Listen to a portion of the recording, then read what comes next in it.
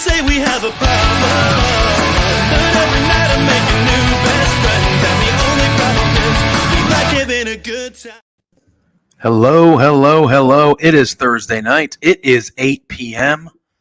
Y'all know what that means. It is another episode of Between Two Beards. However, as you can probably tell, there are not two of us tonight. We have a special guest, the lovely gentleman to the bottom of Pluggo and myself. Yes, there you go. Pluggo just said it. Carl Turnbuckle every Tuesday here on Love Wrestling. Watch that shit. Carl's great. We're pumped to have him. Carl, how the hell are you doing, my friend? Say hi to the people. Hi, people. I'm doing absolutely fantastic. Yeah, this is insane. It's been a while since I have been on. It's been a while since I've actually been able to watch the show as well, and I did just see that new intro that's there with the clips of different guests that you have had. The star-studded. I will say I was looking at that too, and I noticed that for some reason Alex used the clip of me going like this when you're talking. I'm like, what am I doing? Throwback, good to have you. I hope everything gets better for you. Tough days, they happen, sadly. Been there. But we hope you get, hope you hang out, throwback. Exactly. Hang out, be in the chat. We're here to entertain you, hopefully, maybe turn the night around at least. So I have proclaimed that I will chug some hot sauce if we can hit a level 2 hype train here on Twitch. Means give some subs, give them bits. That's true. I'll drink some hot sauce. Let's get weird tonight. Carl's here. Carl is here. We got shaved, Colt. which is interesting. Well, I mean, the weather's getting warmer. Are you one of those? Once the weather gets warmer, you ditch it. You go clean shaven for the hot weather. Time change. Yeah. Daylight savings. Yeah. Time change. Which they look to abolish it. And the Paul O'Neill's out and great to see. We're not doing that, guys. We're not doing Paul O'Neill. Paul O'Neill Day. All right, I said my piece. I stand by my piece. Enough. So you don't want tickets to Paul O'Neill Day? I would. If they were reasonably priced, I would go. Go. Interesting. So if all of you that are watching have not seen the tweet yet, you need to go to @B2Beards to see the tweet of the actual habanero I got it right here. Habanero hot sauce. I'll do it. If we get some subs, if we can get a hype train going, bits going, subs, cheers, gifting subs. Give your friend a sub. Let's get weird. If we get wild tonight, guys. If we get wild tonight, Pluggo will be hating himself. Somebody better for agreeing to do that. Hating himself. Somebody better have the Twitch open, ready to go, because I can't tell. Because if I have too much going on, my Boost Mobile crashes. But until that hype train starts, let's talk some wrestling. Yeah, well, I mean, Carl, this week's edition of Turnbuckle Talk was obviously, as you could assume, dedicated to Scott Hall. Yes. As you saw at the beginning, before you saw our lovely intro song with all the clips, we had a little thing for Scott there. I mean, this is a huge loss for all of us. All of us are around or within the same age range, including Alex behind the glass. We're all of the same age, and I feel like Scott Hall was essential to us growing up watching wrestling. I was born in 1985, so I started watching wrestling early 90s. So like 91, 92. The first event I can vividly remember is SummerSlam 92 from Wembley. That's how I know I watched wrestling a little before that, but that's kind of the mark for me where I go, that's when I started watching wrestling. That's what I remember. Shortly after that, he showed up. The vignette started with Razer, and obviously you went through it at length on Tuesday, so go check that episode out. It was a really well done episode, and I love Scott Hall. But yeah, so I think he was really important to everything. The what if he doesn't, everything that happened with him leaving and going to WCW. There's so many dominoes that happened after that if that doesn't happen, it's like, he's so important to so much history of wrestling that involves him, but then doesn't involve him.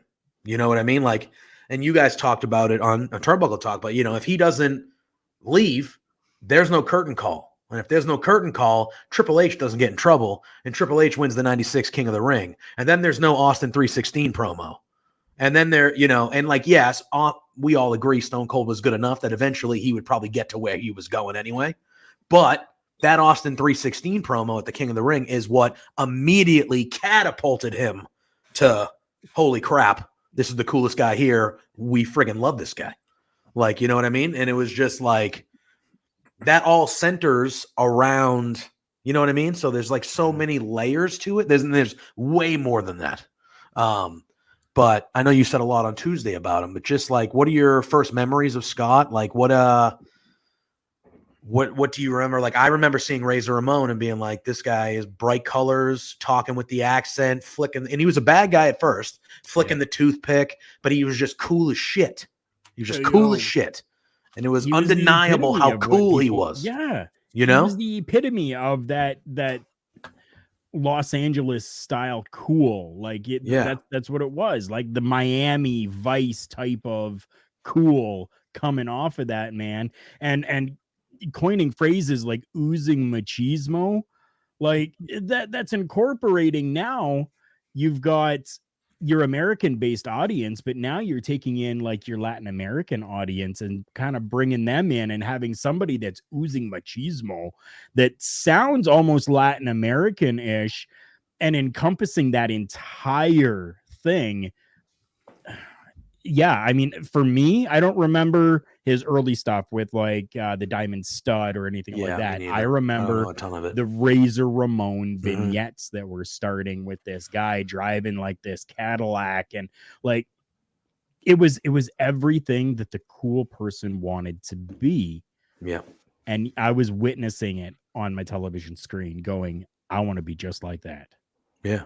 It was incredible. Pluggo, your earliest memories of Razor Ramon, Scott Hall, just what stuck out to you growing up a wrestling fan around the same time where he came into prominence. Absolutely. Welcome to the chat, Tim. Always nice to see you. Yeah, always always such a nice welcome. Always such a nice welcome. For me, it was the WCW stuff. As my age, like I'm showing my age a little bit here, but like for me, because I was a WCW watcher, because when I'm younger, I'm thinking one more hour and it's on earlier, and then the hey, you don't know who I am, but you know why I'm here. Like that changed the game. Like just that line right there, and we all knew who he was, and he was a good, absolutely fantastic performer. I mean, for me, I love the Outsiders, and then when they, his time he spent in WWE after WCW, like nobody sells a Stone Cold Stunner better than Razor or Scott Hall. I can't say Razor because he wasn't Razor then, but that the way, and he's just cool, man. I still throw my toothpicks like that. I spit my gum like Kurt Hennig, and I throw toothpicks like Razor Ramon when I throw them. I don't always throw them, but, and RIP to him and our Twitter beef that we had at one point. Oh, whoa. It's usually me. What happened? Right? Whoa, this is unheard of. Were you mashing buttons again? No, I touched nothing. He's gone. But yes, Scott Hall, I think you guys nailed it on the head. I don't want to beat it over the head. The guy was cool. He oozed coolness. He looked like, and he knew his role. And yes. I bring up the Stone Cold Stunner as one of the best sells. He knew The money was in getting that move over, and he had no problem doing whatever it took to get the other person over. That's why, he didn't have to take a roll up to the 1-2-3 kid. I'm sure, back then Vince probably pushed it on him, but he's big enough star to say, no, I'm not doing that on the first Raw ever. And what happened? Right. He sure did. Yep. And yeah, I believe it. All right. You ready for this? Let him back on the screen. Let him back. What are you doing, Pluggo? Jesus, get your internet together, I know, bro. God. What do you think this is? I don't know. Man, you're ruining the show. What can you do? I know. It falls apart clearly when I'm not here. Wow. I think we have a professional like Carl here that probably this kept it is together. This is true. The only thing that would have made that a lot better is if Pluggo, you would have actually had a toothpick to throw it at. Yeah, man. truly. Chico, what are Truly. you doing? That's my gimmick, man. I don't know. It's St. Patrick's Day. I live in a downtown area. Maybe there's more electricity going on. It is loud out there. People are partying. I guess. I don't know. Maybe. I mean, What can you do? What it can is you do? what It it happens. is. Welcome back.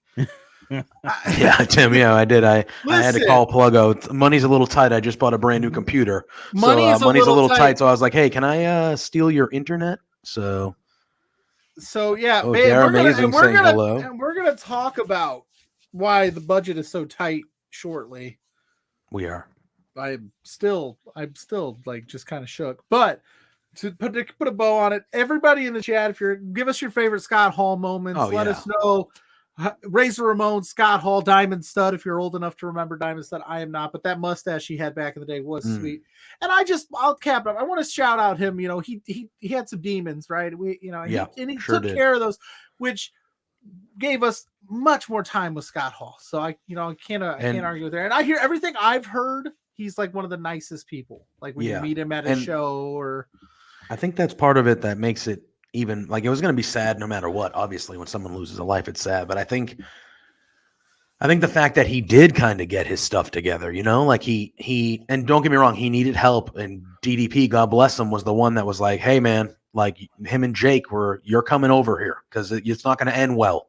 And they kind of, DDP took charge and brought him in and let him live with him for a long time and got him right and helped him get right. But yeah, the fact that we saw how bad it was. We've seen those videos of him walking to the ring and he doesn't even know where he is. And it's just like brutal. And you're like, man, and we all had the same thoughts. Like, he's not going to last long. Like, this is not going well. And then when you see him right himself and take the time and take the effort and the self-care that he took to right himself. So he did get inducted into the Hall of Fame twice. And he got those moments and he got to say that speech with one of that last line of him, bad times don't last, but bad guys do. Like, that's going to last forever. They're going to show that line forever when they show Hall of Fame videos. Like, that's an all-time line. And if he didn't get himself we wouldn't be better, we wouldn't have got that, And I think we all knew we wouldn't have got it. And I think for him to get through that, because, that's tough. It's tough to overcome things like that. Like, Pluggo, I know you had a battle with certain things and demons. We all do. We all have a demon here or there. Like, we all go through things. Like, for him to get on the other side of that and then unfortunately lose his life to something like a complication from a surgery or like, something that, it was just a happenstance situation. And it's just like, man, that stinks. That stinks. So that's the hardest part about this entire thing. I agree. I think it really is. Through all of these years and seeing Scott Hall and seeing his battle and don't make light of that, because it was a tough and huge battle. And I'm not saying that you were, I'm just saying anybody in general, like, don't just like, oh yeah, he did drugs and he, drank a lot. And it was just, no, like he fought, he fought hard to get himself to where he was. And for it all to come to an end because of something that happened during surgery. Yeah. Like, it's just unfortunate. And you know what? And I think the underlying message there is too, like, just cherish those moments, because even a tough guy, bad guy, such as Scott Hall, something that we all take as a minor, circumstance could be the last day you're here. So I would argue that, like, not argue. I would just challenge you, like, enjoy your days every day. Take it for what it is, because you never know. It's not guaranteed tomorrow. And, make the most of it, guys. Make the most of it. Yeah, for sure. For sure. And, God, so if I had to say, Carl, the moment or the match that sticks out for you the most when you think of Scott Hall? The first ladder match. Definitely 100%, because I was a Shawn Michaels fan, right? Razer was cool, but I was a diehard Shawn Michaels fan. Yeah. So to see the two of them in a ladder match for both Intercontinental Championships, and then to see my guy actually lose, and to see Razer Ramon up at the top holding up both of those belts on top of that ladder, there was like, hey, maybe I got to start liking this guy a little bit more, because the way he took Shawn Michaels to the toe. Yeah, maybe this guy's actually got something. And then, I actually became a little bit more of a fan of Razer Ramon. So that's the one that stands out to me. And the way he slid under that ladder. Yeah, I was just gonna say, right? I knew that's where you were going, but when he did this little and he went under the ladder, like, I'm not scared of superstitions. I feel good. I'm confident here. For me, when they did the fake Razer, fake Diesel thing on WWE programming, trying to say we don't need stars, we can make our own. That for me was one of those, like, no, Razer Ramon and Diesel were that damn good that you can't just replace them with carbon copies. I know they were poking fun back then, but I mean, now you see it now. Like, Vince truly believes that he can just make anybody. Yeah. But those two were big, especially like Scott, bigger than life. Like you guys said, his footprint is all over the wrestling industry, and you can't replicate that. Like, he was just so cool. He didn't have to be over the top. He was just like, hey yo, like he got hey yo over, right? Like it didn't need much. So you can't just build them like that. They have to be made. Yeah.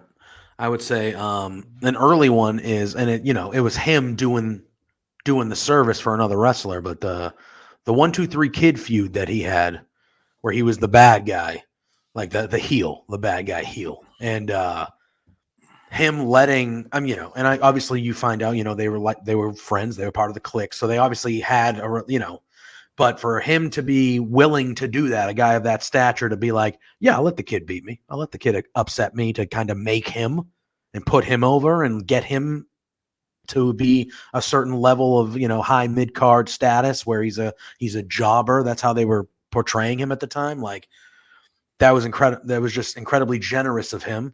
And Throwback, thank you for the cheers, buddy. We appreciate you as always. Hopefully we're trying to make your night a little better here, so we do appreciate that, my friend. So keep those cheers and subs coming. We'll get Pluggo to drink some dang hot sauce. Habanero. I haven't even opened it yet, so y'all know it's legit. Oh, it's fresh. Fresh, baby. Let's get that going. Let's have a big night. St. Patrick's Day. We're talking Scott Hall. Yeah. So I remember that. And then obviously, I mean, when he comes through the crowd on that Nitro, and it's in the middle of a nothing match in the first hour. He just comes through, and he just, and he knows it, and he's being the Razer that we saw. And he goes, you know who I am. I know everyone here knows who I am, but you have no idea why the hell I'm here. And it's just like, yeah, because you saw that. And back then, there were dirt sheets and stuff like that, but you thought it was real. Yeah. I was 96, I'm 95, whatever, 96. I'm 10 years old. I'm watching that shit going, what's Razer Ramon doing there? Holy crap. Like, he's over, like, what? And they made, and this is credit to Bischoff and these guys that did it, but they made you believe that these two Vince sent them to come fuck shit up. That's what they made you believe. Literally. The big and man, a 10-year-old me was like, holy man. Shit, this is incredible. What is happening right now? Because I knew those guys. You know what I mean? And I didn't watch a ton. I watched WCW back then, but I was a WWF, WWE kid. That's who I was. And it was like, holy crap. Then you were wrong. Sorry, whatever. That's all good. That's how it would be. That it wasn't like that back in the day, but you were wrong. WCW is the shit. Exactly. And it was just like, that started everything, and it had to be him. It had to be. He had to be the first one. Like, and it was him. He cut the promo, and then the rest is history. We get Nash, we get Hogan, and then it's off to the races. But Hall was the linchpin. He was the most important thing. Without him, it doesn't happen. If it's Nash, Hogan, and somebody else, it doesn't happen. It had to be Hall that came down and cut that promo that way. At the time, Razer was a top guy. Like, it had to be him, Yeah. Well, that and also, like, looking back on it, like, name another duo that had just as much chemistry as Hall and Nash. Like, it's a short list, right? So I think that those two made this work because I think they had a chip on their shoulder, obviously, the way they left WWF at the time. Yep. And whatever they did just worked back then for a kid. That's what I was at that point. It just was so cool. It all worked. Everything the NWO did in my mind was just money. And you said, it doesn't work without the two of them. It doesn't work without Scott Hall. Like you said, Damian Priest is like a walking embodiment of Scott Hall. I mean, he's everywhere. Like, you could point something out. I think he was the one that gave Sting the gimmick that Sting we all know and love. Yeah, he's the one that came up with it according to Sting. He was the guy that was like, hey, this is what you should do. Like, it's just it's incredible. The dude knew the business. He knew what he was doing. Yeah. And the reason it worked is because he always said, I'm not here to make friends. I got plenty of friends. I'm here to make money and pop my friends in the back. Like, that was that whole group's mentality. Is like, let's just do what we want to do and have some worry fun. about it. Which that's a great worry about what you're doing and don't worry about what everybody else thinks. Who cares? As long as you're getting paid. As long as you're getting paid, right? Must be nice. I feel the love now. Yeah, right. So now I feel the love. Thanks, Pluggo. You don't care about friends, only care about the money. That's right, Carl. Damn budget blowing. Oh, I know, right? Yeah. I'm just saying, like, he that was his mentality. Don't worry about it. Just get paid and hang out with my friends. Right now, I'm hanging out with my friends. Let's get paid tonight. Let's get so Pluggo can drink some hot sauce and hate his life tomorrow. Work tomorrow. I'll be sitting at the desk tomorrow, just sweating. Again, if it doesn't happen, I'm safe. That's the thing. I'm safe. Taking it out for the team. Get them subs up. You're watching here on Twitch exclusively. Get them bits. Cheers. Get them subs up, them cheers, all that stuff. If we get a hype train of level 2 proportions, Pluggo will. If we get a level 1 hype train, I might negotiate and do half. I don't know. Wait, you're gonna drink that whole bottle? Is that I bottle? Wait, no, I don't. What do you mean half? What does half mean? I don't know. I haven't thought this all the way through. I didn't think you would be drinking that whole bottle. You can you die on here. I'm not gonna die. Oh no! No, it's not that big. It's a small bottle. I mean, that's a lot of hot sauce. I don't know. It's like that hot sauce. Like an ounce. That hot like sauce. An ounce of hot sauce, bro. That's an ounce. That hot sauce would last you weeks if you used it properly. Weeks. Okay. Well, I mean, we'll see what happens. I don't plan on dying. I got that. I'm ready to go. And that's weeks using it 3 times a day. Exactly. Like if I go to right there for some sauce. even Culp is like, come on, the whole bottle, bro. Come on, don't do that. I'm just saying, like, I'll chug it. We'll take a nice pull of it, like it's a shot. I don't know, but it's hot sauce, not Jaeger. Hey, I don't know. That might be better than Jaeger, bro. Oh no. Listen, I'm just trying to be out here taking one for the team. Let's have a good time. All right. Oh yeah, I'm ready for it. Well, maybe Carl will do a shot of Jaeger. Hey, that is not. We can turn this into a party if we want to. It is St. Patrick's Day after all. It is St. Patrick's Day after all. Listen, our friend of the show, Barry on deck. When he gets a hype train, he does shots on screen. He does. Yeah, he does shots. There we go. There you go. I mean, the floor is open here. But again, if you're already gift a sub to your friend. It's St. Patrick's Day. Give the gift of subs. Yeah, I mean, though that's the nicest gift here on the Twitch. Sharing is caring. Oh boy! Oh boy! Hey-o! I don't have Twitch loaded up, so I don't know where we're at. I don't even know what it takes to get there. Yeah, but I'm here for it. I'm here for it. And Culp says JPJ is going to have to do a show alone for a few weeks if you chug that whole thing. It's true. No, I've got dried scorpion All right. peppers. Say the word, I'll bring you them. That's what Tim's saying. Everyone's like, "Hey, Pluggo, eat all this hot stuff." Hey, the show's called Between Two Beards, guys. All right, Listen, I need the other beard here I don't this to happen. know So. what that means, Lawrence, on our StreamYard side of things, but that looks impressive. That looks mighty impressive.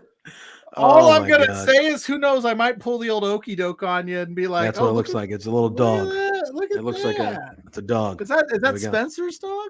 No, JP. Look And like look at JP. look at the little ear. The little ear's freaking moving. I know. How The cute ears is do that? move. That's Alex incredible. is on the back. Alex, if we hit a level 1 hype train, you let me know, okay? You got the Twitch up? Yeah, Alex he's got it. on it. He's got it. Why don't we reset? And Carl, you're here. We're happy to have you, but we got to handle some business. Yeah. Oh, we trying to talk about balls, bro? No, I meant, why don't we talk about Spencer sending Sue after us? Oh yeah, for the love of! Did you see this, Carl? Did you see this? Did you see this? I did see this. I saw her talk about you and Pluggo. Pluggo. I was not expecting this. All of a sudden, it was towards the end of the show last week, and I looked down at my phone, and I had a notification. It said someone followed me on Twitter, and I was like, all right, whatever. So I looked at it, and it was her name. It was Sue something, and I was like, oh, all right, that's weird.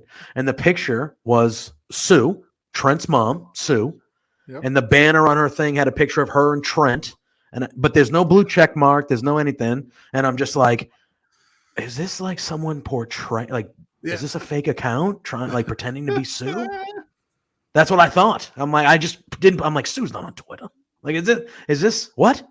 And then all of a sudden, the next day, Spencer shares this video with Pluggo and I, and he got Sue to talk shit about me and Pluggo. What the hell? What is that? So for those that don't know, we do have the video ready. We're going to show it to you. We're going to show it to you. And then after the video, we'll talk about it. Yeah. Cue her up.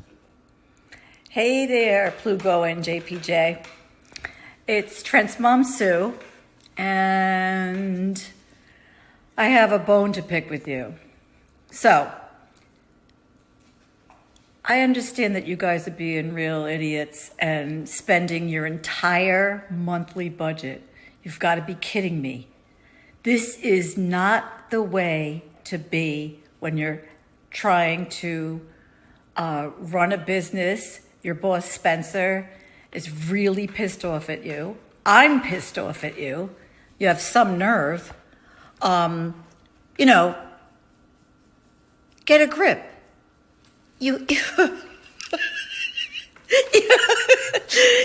have to control yourself. You can't just go out and spend all the money that you're making, you two beards guys. Oh no, this is coming out so stupid. Anyway, behave yourselves, or I'm going to cut you off from watching AEW. You're no longer going to get to know, be able to meet my son. What? Or me. I'm sorry, this is like, I don't know. Anyway, thanks so much for being fans. Watch yourselves, knock it off, and have a great day. Thank you. Bye. What? Sue. So First listen. of all, she said, we have a lot of nerve. That's what she said. We have a lot of nerve. A lot of nerve. Pluggo and JPJ, you bearded idiots. Here's all I'm going to say. The nerve of Spencer Love to just have people come into the fold and talk trash. Like, who does that? That is just classless. But to have Sue do it, genius. I'm this sorry. Little sweet woman, Sue. First of all, she threatened to not allow me to watch AEW anymore. Or to meet Trent. Yeah. Like, what? First of all, I didn't even know meeting Trent was on the table. I know. You know what I mean? So not only I can't watch AEW anymore, that's what she said. She's going to cut me off from AEW. Yeah, almost ruined our sidecast. Almost ruined our friendship. Yeah. Yeah, I can't watch AEW because your spending habits. We're gonna have a talk, you and me. Oh, now it's on me. Hey. You're gonna let Sue get in between us? No, I would never. This is between two beards, not between Sue. No. But that was hilarious, though. Oh, you got to get Trent Carl. Cider. When you first saw that, first of all, do you believe how low Spencer would go? Like, come on, give me a fucking break. Like, we can't be mad at Sue. The flagship. I know. The flagship here. we Sending can't be Sue. mad at Sweet old Sue. innocent Sue. Who takes shots at people with other people? Like, who does that? Nobody does that. That's just rude. We would never do that, Carl. I love Spencer. Spencer is great. Spencer Is he there? does nothing wrong. Everything is good with Spencer. There's no reason why you should be hating on Spencer. He's just trying to make sure that you are doing your jobs properly to allow things for everyone to have a good time. That didn't sound fake at all. That sounded legit. Yeah, that sounded like it was from the That heart was right there. from the heart, my friend. HCW Sports. Thanks for hopping in the chat. That is an HCW Sports, an HCW shirt that you see on Pluggo. Thank you for hopping in here. We always enjoy when you're in here, so thank you. I hate to say it. Uh-oh. Because y'all know how we feel. But that's a well played shot by Spencer Love. Like, very well played. Of all the people that he could have came with, we came with Alex King. We come with Sam Beal. He counters with Holden Albright. All right, we're in the mix. We're in Sean this. Ross Sapp. We come with We Sean had Ross Sean Sapp. Ross Sapp. We had Warren blowing budgets. We got Carl's on the payroll now. I mean, we're just spending like crazy. And then to get scolded by Sue on a Friday afternoon, mind you. Yeah. Unprovoked. Yeah. It almost felt like you came home from school and mom was standing at the door Yes, with it did. a wooden spoon going, I know what you did. Do you want to tell me about it? Like, listen. Yes, mom. I'd like to get Sue on the show and ask her if she did that strictly for the money or if she truly believed that we're some bearded idiots. We gotta get to the bottom of this. Yeah. I would love to have Sue on here. Yeah, you know, Sue, if you're listening, we need some answers. come on. We'll send you the link. All right. I did want to transition a little bit, and I wanted to talk about Big E. Oof. Ooh, yeah. Ooh was right. Pluggo. That was a good one by you, Pluggo. I love you, buddy. Pluggo. I'll probably won't call you that as much as I probably should. But I feel like we should probably. Who picks on people's names either? That's like, I mean, what are we doing here? Like, I would disrespect, never really. do that It's to truly anybody. disrespectful.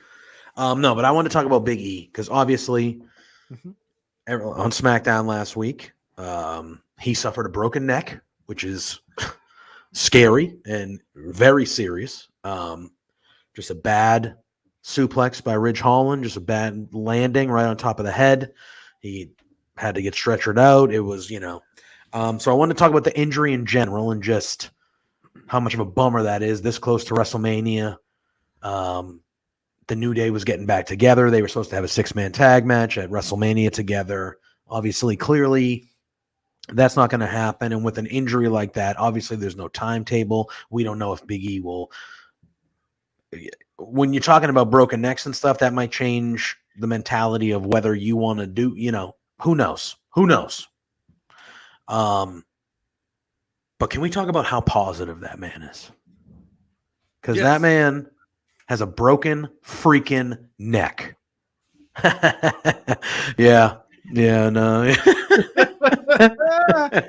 is not AI. It is artificial intelligence. I'm just going to say, too, if you're on the internet and you have nothing, you should have nothing but well wishes and positive for Big E thrown his way.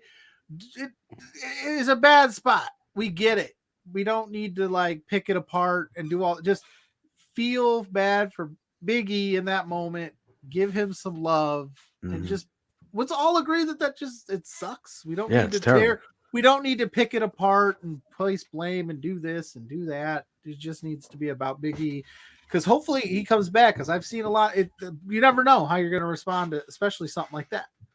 Yeah, 100%. And I just think the videos that we've seen the day up, like the next day, he had videos up, and the positivity coming out of him in that, sitting there with a neck brace on in a hospital bed, broken neck. And you see the video and you just see how positive and how good a mindset he's in. Like, I'm fine. It could have been a lot worse. I'm feeling good. I have a lot of good people close to me. I appreciate all, like, it's just, and again, we said, Pluggo, you said when we were talking about Scott Hall, like, everyone says that he's a remarkable guy. Everyone loves Big E. Everyone, fans, his fellow co-workers, other wrestlers. You saw the overwhelming support from wrestlers from all companies on social media last Friday night. Like, oh my God, hope, prayers for Big E. I hope Big E's good, all this stuff. And then he released another video today. He was walking around his neighborhood and he had the neck brace on, obviously, but he was just super positive. And he said, it's sunny out. It's beautiful. He was talking about the chest hair he had flowing. And like, it was just funny, normal, how we're used to seeing charismatic, good dude Big E.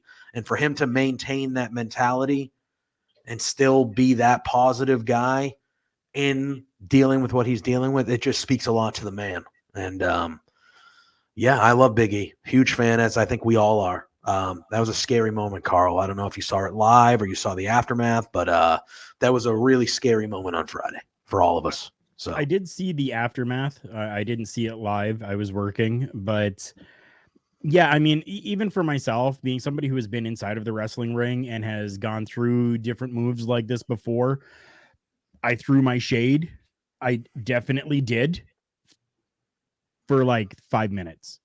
And then after that, I was like, no, this isn't about what this person did to Big E. This is about Big E here. And then, like you mentioned as well, you're talking about all of those different people from different companies that are giving well wishes for him.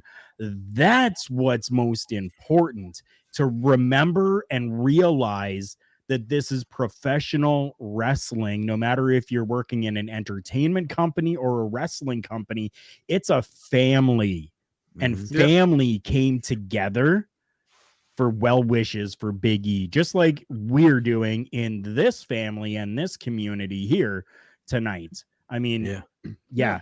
And it's like you said, that's what I was going to say is, this wrestling community can be toxic at times. Let's be completely honest. Like there's some shit out there on the interwebs, but to see everybody, this community can also be one of the best communities in whatever niche group you want to be a part of. And like I said, everybody coming out in support of Big E. That's what you love to see. You love to see it. And that's great. And I'm glad he's walking around, and I'm glad he's, keeping people. I mean, he doesn't have to. If he wanted to go away for the next year and get right and not do that kind of stuff, like, that's all on him, and I support that. But he's giving us a little insight into everything and letting us know he's okay, because that's a scary injury. You never know how you're going to come back from it. So, hope to see him come back. If he doesn't, I wouldn't blame him either. Yeah, I mean, if he we all hope he comes back, obviously. And when he does come back, roof is gonna blow. He should beat Roman. When he comes back, have him be the guy that beats Roman. If you want to do something big, he deserves that type of shit. That's what he deserves. So, like, I would love, he's clearly going to be, your broken neck is something, he's going to be gone for a bit. Like, it's going to be a while, right? Because that's a different level of injury. Like, that's just, hey, you potentially can be gone for 2 years, maybe. Like, it could be a while. And again, with the neck part of it too, and Carl, you could probably speak to it as someone who has been in the ring, because I clearly have not. There's the physical part about getting back to that, and then there's the mental part. And the mental part can sometimes, I would assume, be a lot harder to get over than the physical, because your body will, if your body's healthy, your body will allow you to do the things your healthy body can do. But up here, it might take a while before he's got to do another suplex, and he goes, shit, am I going to land on my fucking head again? Like, is this what's going to happen? So it's you have a big injury like that, it's more than just a physical thing to come back of. You blow out a knee, obviously, clearly not the same thing, but you blow out a knee and you're a football player and you're a running back, you blow out your ACL. Well, the next time that the doctors say you're healthy, you're good, and you got to plant that foot to pivot and change direction, you're going to be scared shitless that thing's going to pop again. That's just that's going to be in your head, right? And Big E and wrestlers, and again, Carl, I'll let you kind of have the floor after this because you were a in-ring wrestler. You got to trust people. You got to trust people. You got to trust that nobody's going to do. And again, Rich Holland, apparently he went to the hospital. He was super, I don't want to shit on the guy too bad because obviously he felt terrible about it, as you would think he did. He went to Big E. Apparently he visited him in the hospital for a few hours that night after the show. Like clearly was an accident, but like he clearly felt terrible about it. So I don't want to sit here and say, blah, blah, blah. But like in wrestling is an art form where you need to trust that the person you are doing the dance with ain't going to hurt you. Right. That's part of it. Carl, I'll let you kind of go on that end of things being a wrestler, but there's going to be a mental side to that comeback, as that might even, for some people is probably harder. And I don't know if you had a major injury that you can speak. I don't know, but there has to be, right? I've not had anything as severe as this, but yes, I essentially had to get out of the game because of back and neck problems. And again, it's from being, dropped on my head numerous times, from getting, I used to do the inside out. Like that's, everybody wanted me to do an inside out. Right. So, and if you're listening and you don't know what that is, an inside out is where you go in for the clothesline and then essentially you're back flipping, like you're turning all the way around, making that clothesline look absolutely fantastic. That's what I would do all the time. And yeah, there were times where, the person didn't do what they were supposed to do or whatever, and I still tried to do the inside out and didn't get quite over, and injured myself at times. And yeah, 100% the mental game, even if you have never had an injury and are going out to work in a ring, of people who have had injuries. Right. This entire situation, and I know it's a different scenario, I get it, but I keep going back and thinking about Owen Hart and Stone Cold. And when Stone Cold had his neck broken and how Stone Cold got through it. And I've seen interviews where he has even said the mental game to try to recover was more severe than the physical to try to recover. So I hope that when Big E listens to this, because I know he will, Big E's going to listen to this. Fan of the show. So when Big E listens to this, Big E, go and talk to Stone Cold. If you haven't already, make sure you go and talk to him and find out and get some support from someone who's been in that situation. That's another big thing. When I was wrestling, you didn't do that. You didn't go to the other workers and be like, hey man, I know that you went through this. Can you help me out? Like you didn't do that. No. Nowadays it's a lot more open and you can do that. So it's, the mental game is huge when it comes to this. Obviously the physical, yes, you have to work through with the doctors and with the physiotherapists and everything. But yeah, the mental game is a killer. Yeah. I mean, I had imagined Stone Cold has probably reached out. I mean, maybe Kurt Angle even, who's had those issues. But yeah, like you said, it's just great to see that nowadays people are trying to keep each other safer. They're working together, and he's got a support system that he can, if he wants it, to lean on because we've seen this injury before, unfortunately. Yeah. Go ahead, Carl. I don't know if both of you have seen the private chat or not, but can I bring that up as well? Yeah. Yeah, okay, go for it. Yeah, I just read through it, but that's a huge thing as well. So in our private chats, we actually have written in there that there was a match that had happened and a botched back body drop happened during a practice, and the person was dropped on, it was a female, she was dropped on her head and they had to call the EMTs. She was fine, but the other person wasn't. So again, in this entire situation, yes, we're thinking about Big E through all of this, but we got to take into account as well how this is possibly going to affect Ridge Holland. And is this going to affect his work now? Is he going to be afraid to do like the hesitant, job or as he'll have well? And it could, because And I just hope he turned off Twitter that night. I mean, because people can be ruthless. Yeah, you can Taz. you know, yeah, you like Nia Jax has a track record of, you know, things that happen in the ring and people. Mhm. And I just hope, like you said, I hope for Ridge's sake, he's a young up and coming wrestler. I hope he doesn't. Yeah. He's gonna remember this forever, absolutely. But I hope that he can realize, you know, it happened. It was kind of a fluke, and learn from it, opposed to let it detriment his growth in the ring. Yeah. And he is a younger guy that's just making, just got called up recently, making his mark. You hope it doesn't, but it is something that will stick with. Like he's always going to remember the time. It's a serious injury. It's unfortunate that it happened, and I agree. I hope he didn't go on, because there are people that it happens naturally and stuff like that. But there are people that are just terrible and probably said some not nice things to him, and I hope he doesn't let it stick with him, like you said, Pluggo. And sorry. We're trying to be. I'm trying to be serious. For I know. I'm trying to lighten the mood. All right, for the love of God. When we get serious, you're over here taking shots. What do you want, suicide? Who are you working with, Sue? There you go. Goodness. Oh, we got our friend Bobby in the chat. Bobby, Breaking news: Athena versus Swerve Strickland at the Wrestling Revolver on April 16th. It will be on Fight TV. Swerve was just announced for Warrior Wrestling in my hometown on April 23rd. So if anybody's listening, hook me up with tickets. My birthday's like 3 days away. Yeah, get Pluggo some tickets to go to that show, will you? Yeah. Give us like Carl's gonna have to grow his beard back after this one. So that's what. Where the hell's Carl's beard? To be fair, I'm pretty sure it was there when we invited you on. Did you do this today? No, it was on Tuesday. He was clean. Was it? He was clean on Tuesday was Turnbuckle clean Talk. too. Yeah, Okay. he was I don't clean remember. on I don't Turnbuckle remember Talk. what happened. First time I saw it, I was like, "Oh shit, clean shaven Carl." Wait, obviously, we all wish Big E well in his. We know he'll have a positive mindset. We'll know he'll get after it, and when he comes back, he'll be bigger and better than ever. If when he comes back. And if you want to be bigger and better than ever, well, I don't know, bigger.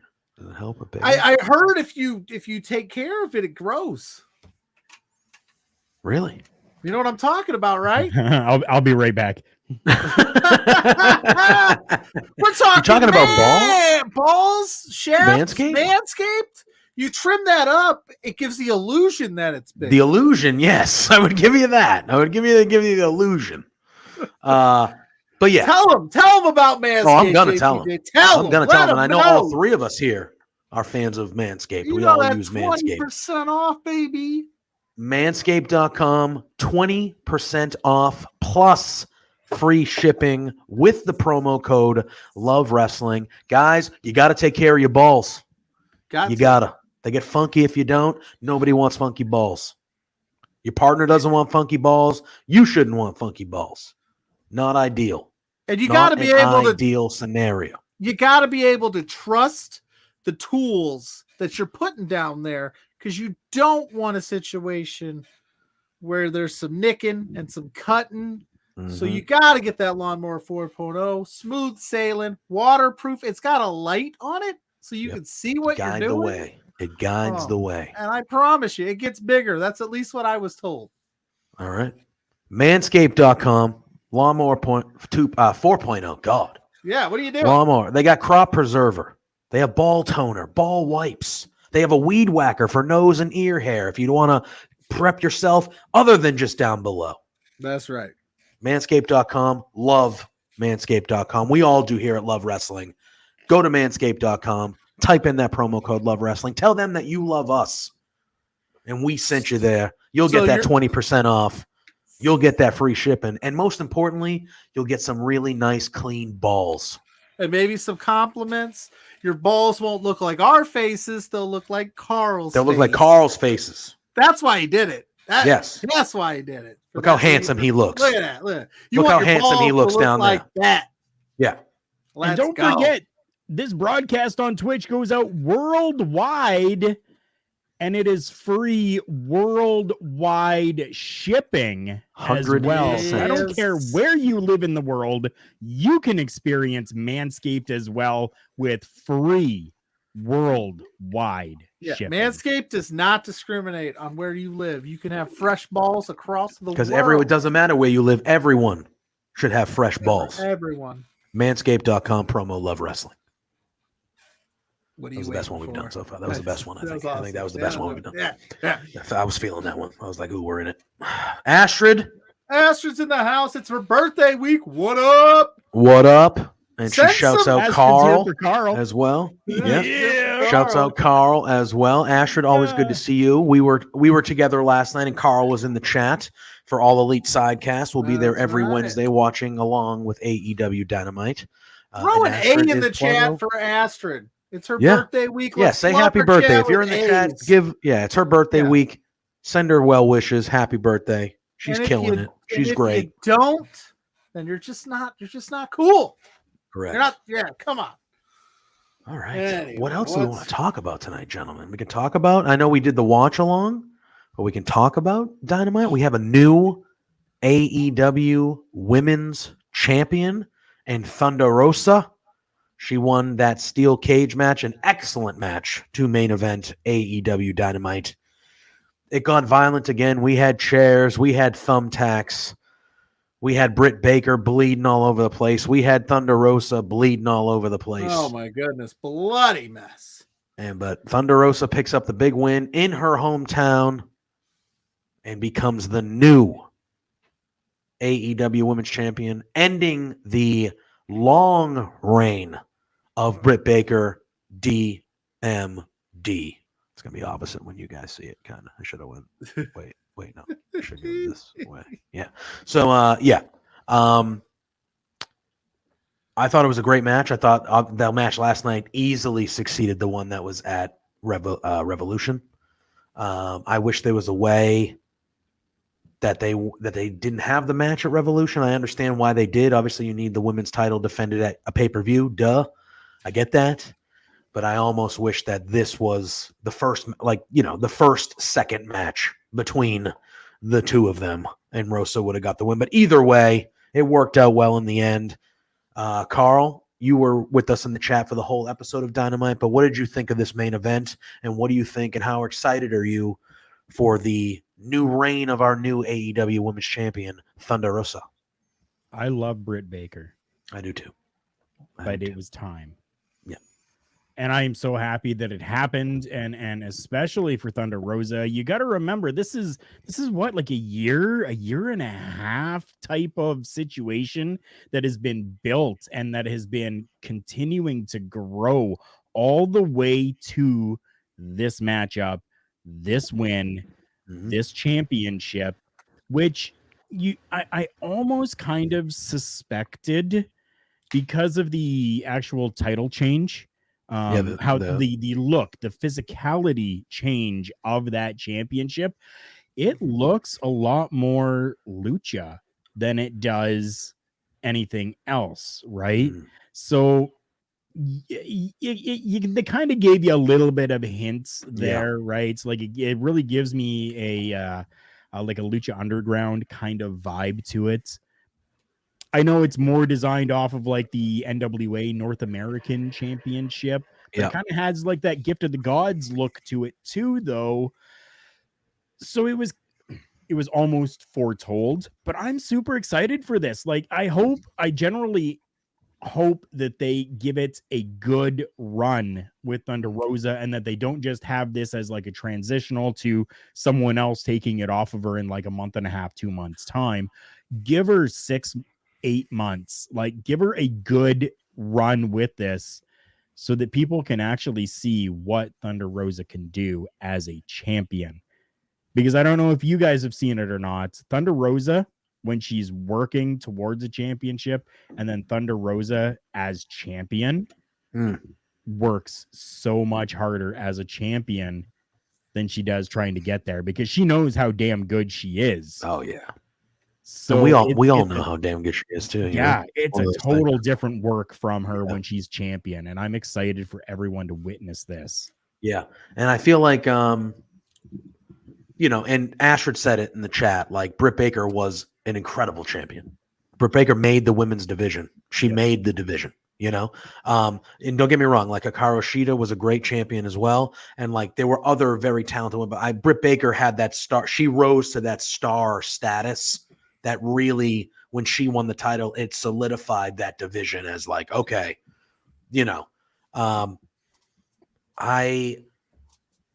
Thunder Rosa, I think, will fight. That title will be on the line a lot more, I think, with Thunder Rosa than it was with Britt Baker. I think Thunder Rosa will be that fighting champion. I think she'll take on all comers. She's going to be a baby. We haven't seen a baby face. Have we?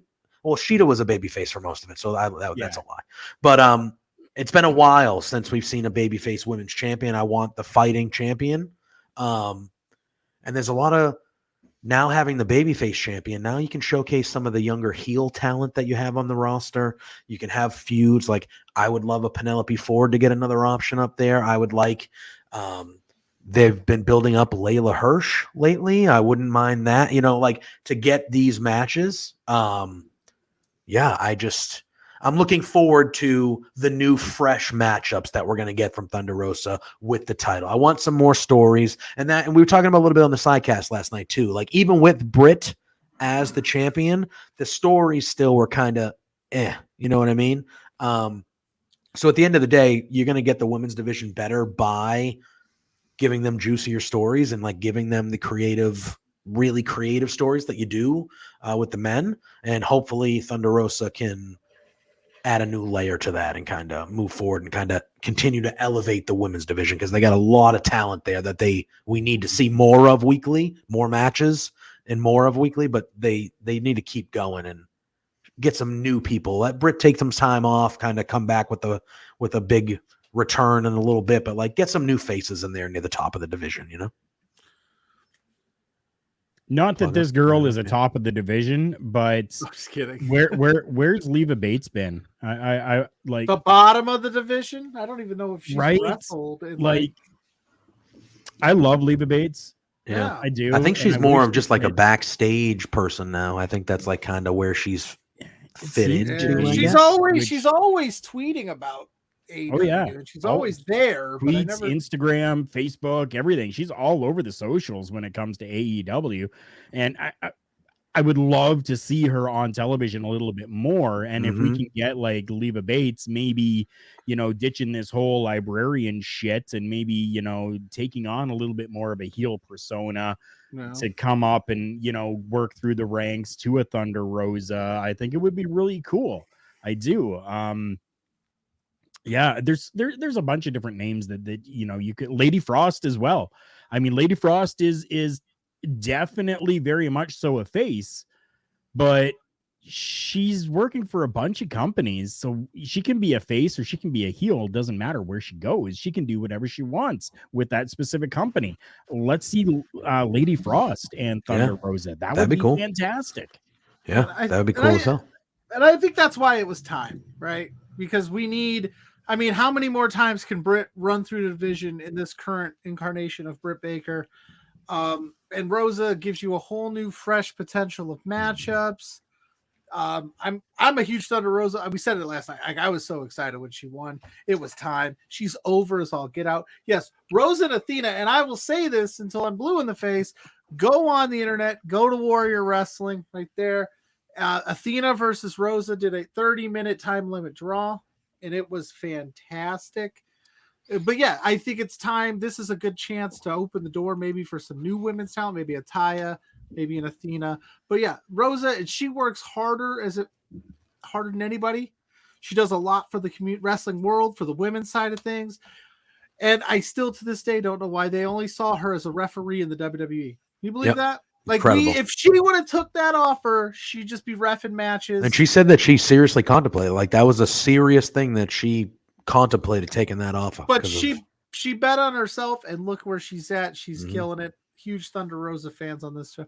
But yes, Carl, give me some Leva Bates. Give me some more of those underused women in the division and throw them her way because she can get a good match out of damn near everybody. Yeah. Like if you can't have a good match with Thunder Rosa, then maybe you are the problem. But still, like, let her work some of these women. Give us some new storylines, fresh blood. It's awesome. It was a good call. Good call last night. That pop, the confetti. I could talk about this all day, but I'm sure we have other The things we wanna mariachi talk- band. Yeah, the mariachi I band. think we all said it. We're like, mariachi band's out. You can't lose when you bring out a mariachi band. You know what I'm saying? Like, Mm-hmm. you'd be like, what did we come It out was an for? all-female mariachi band.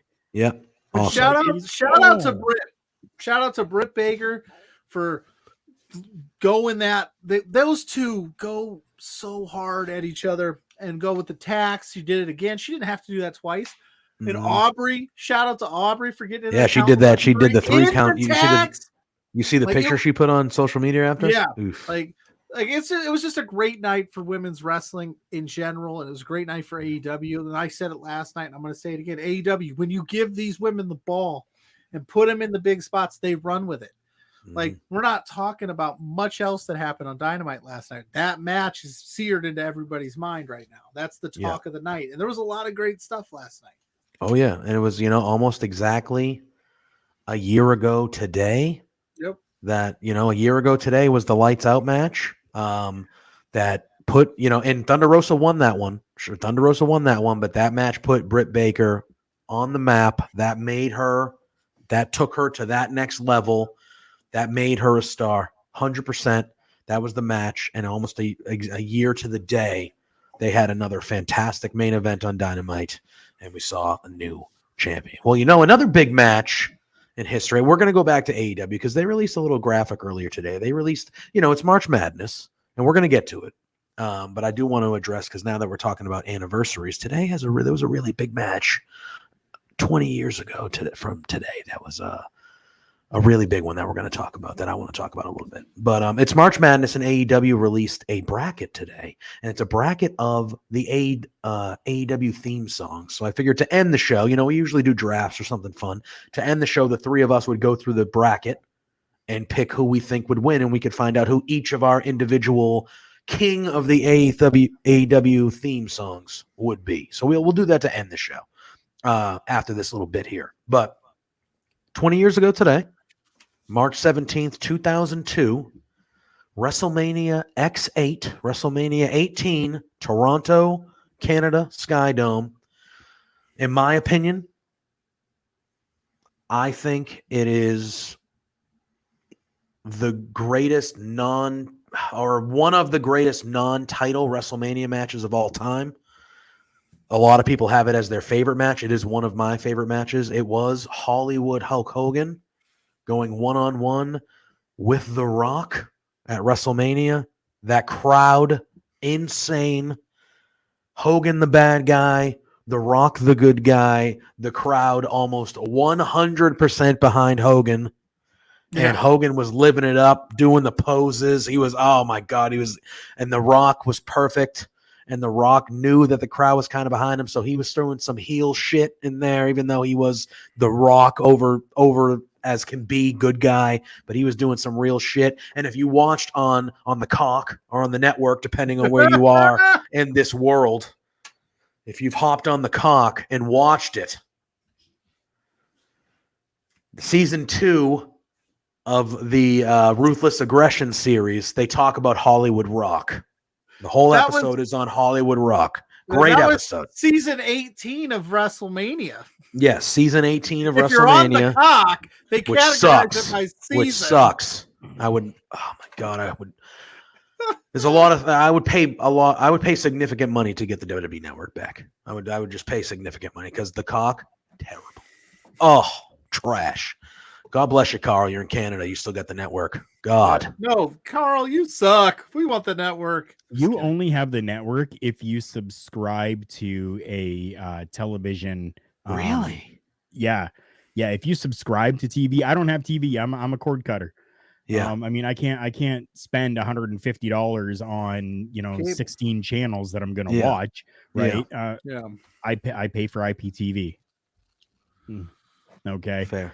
Now, I can't get the WWE Network because I don't have an actual cable subscription. So, yeah, I don't have the network. Oh, I miss as much as I would love every to. Day.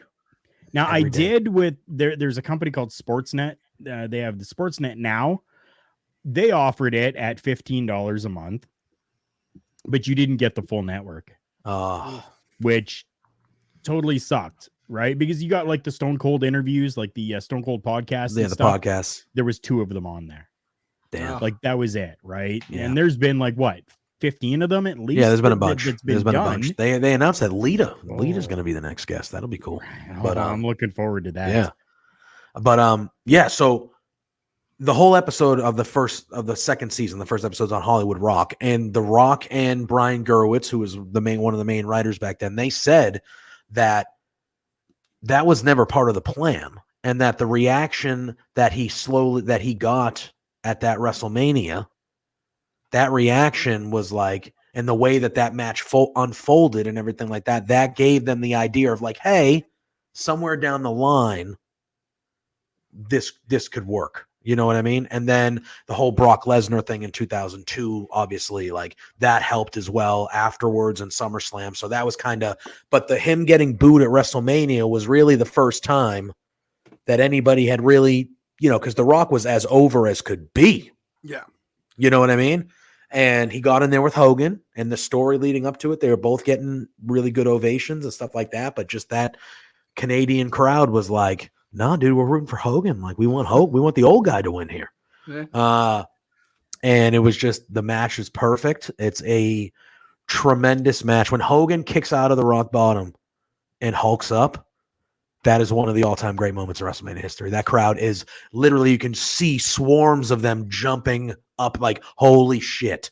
And the King, JR's going, oh my God, and the King is losing his shit. He's hulking up. Like, it's just like, when wrestling is perfect like that, there's nothing better. And it's just like, I watched it recently because I watched season 2 of The Ruthless Aggression last week because I hadn't watched it, and I was like, and they showed a good part of that match, and I was like, man, what a match that was. And then I watched that match like last week again for the first time in a little bit, and it was just like, man, oh man, I've seen that match 50 times, and it's as entertaining. I get goosebumps still. Every time I watch it, I'm like, man, oh man, that crowd was so perfect and just everything involved, losing this shit. Like, it was so good. Yeah, all right. That was my spiel on that match. I don't know if you guys want to say anything. Not that great. Am I overblowing it? No, it was, and that was NWO. That was NWO Hogan. Yeah, they had just come back earlier. Yeah, they just literally came back, and it wasn't working like it was in WCW, of course. And then I think they shake hands at the end, which was unexpected because they were supposed to be bad guy, but he shows them the sign of respect. I think Hall and Ash came out like, what the hell are you doing? Well, that led to them booting Hogan out, and then that was the return of the red and yellow eventually. Yeah, so exactly. So Scott Hall had his fingerprints on that too. Always. But no, that's, to me, I just wanted to at least mention it, and we, if we ended up talking about it, we would. But like that, to me, that match is, and it's just one of the all-time greats. And I think for me, it's my favorite non-title WrestleMania match of all time. I think it's the best. It should have main evented that card. Poor Triple H and Jericho that had to go after that. Not their fault. They still had a good match, but like looking back on it, I bet you Vince now is like, yeah, that probably should have main evented because what's that crowd gonna do after that? That crowd literally just they blew the roof off the place. Like, what are you supposed to? How can you follow that? You know what I mean? They can't follow that. I'll ask Carl. Do you think that that's maybe why they're so quick to put titles on like the Bill Goldbergs of the world, because they think they're huge, big matches and that they'll take the crowd out of the championship match? Is that why we see so many legends getting title shots now at Manias? Yes and no. Yeah. I mean, yeah, I think so, just for that nostalgia feel. But no, I no. No, okay. And it's just a no. Like it shouldn't be happening, to be honest. I don't think. Well, no, I'm saying, but they tend to do it with like those, because it's like, how you gonna follow The Rock and Hogan if they blow the roof off the place? And they have. I have to say, do you know why the roof was blown off? Do you know why the fans like started to like put everything to Hogan instead of The Rock? No. It's because you guys in the United States get these shows all the time. Yeah, that's true. They probably don't in Canada. Yeah. So Yeah. when it comes time for somebody like myself, who born in 81, started watching like 84, Hogan, I saw on my television all the time. So Yeah. you're damn right. If he's in my country now, that's Right. who I'm cheering for, because I never got the opportunity to, like everyone else in the United States got to. Yeah. And I We're think that's a spoiled. big reason why all of that happened as well, for Hogan, and why it was booing for The Rock. I think that's Yeah. a big reason why. That's a good point. Why That's do a you good think point. why do you think they don't make more trips to Canada? Is it a financial thing? Is it the travel? Like, Travel is nothing. They go to Saudi Arabia I know. twice Well, a that's year. what I'm saying. Like, I'm Um, asking you, like, what do you think it is? Because I hear that a lot, especially being a part of Love Wrestling, being based in Canada, where most of our Love Wrestling people, they talk about that a lot, just in Slack chats and group chats. That I wish they'd come up here more.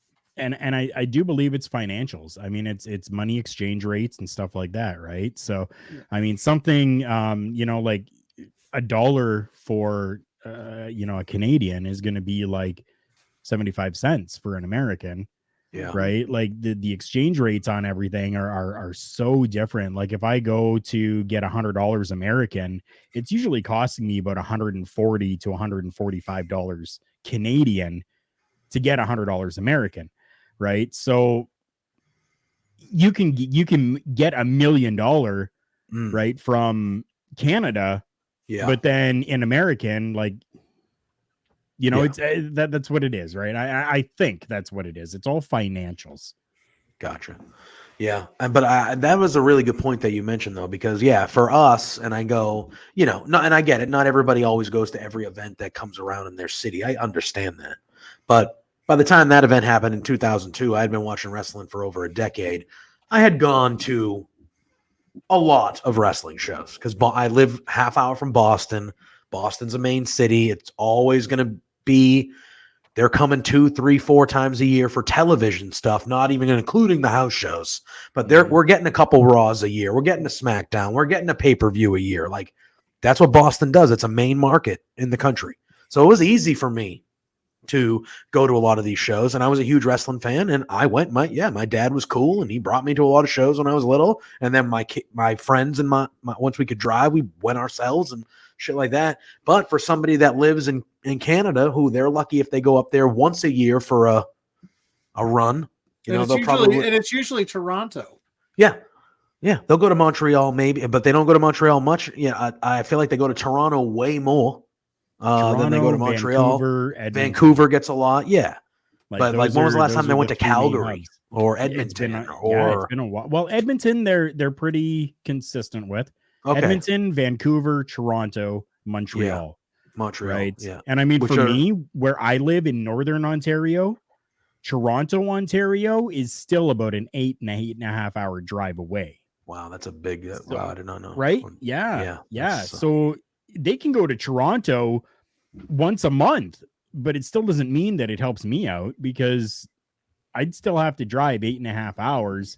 I'd still have to pay for a hotel. I'd still have, all of this stuff. Yeah. Yeah.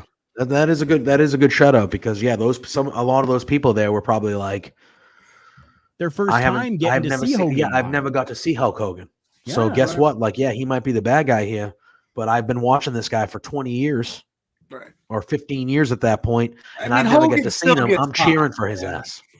He still gets popped, so I can't imagine me, like you said, first time you're going nuts. Yeah, I go nuts. I go nuts for people like that I get to see for the first time. Like, yeah, I'm here. I paid the money because I want to see you. Yeah, I'm going to show out. Yeah, right before the pandemic started. So it was like, I want to say fall of 2019.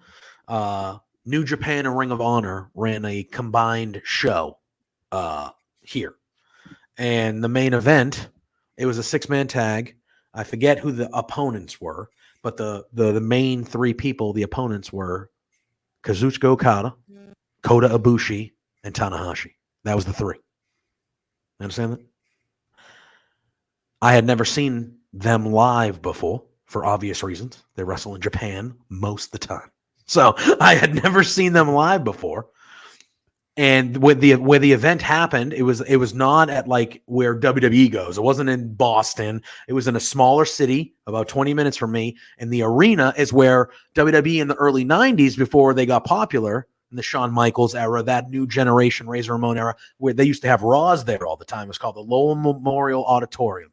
It literally holds like, I'd be lucky if 1,000 people could fit in there. Be lucky. And I'm sitting there with like 300 or 400 people in this small ass arena. And I'm like, that is Okada, Ibushi, and Tanahashi just right there. Three of the greatest wrestlers in the world all time. And they're just, and I was losing I'm sitting there with my friend. I'm like, I cannot believe that I am watching Okada and this little dump that I'm, and I love that. That's a great venue. Like, I'm not saying dump as in like it's a piece of crap. I love that venue. But like, what? That's where Shawn Michaels lost his smile, by the way, the Lowell Memorial Auditorium. That's where I was there. Where he cut that promo was in that building where he was crying. He lost his smile there. But like, I'm sitting there like, this event wasn't even sold out. I know, and I'm just like, happens. that's, and the other two obviously matter too, but I'm like, that's fucking Okada. That is Okada right there. Like, why is this not in a 30,000 seat arena? Like, why? What? Support local wrestling. It's incredible.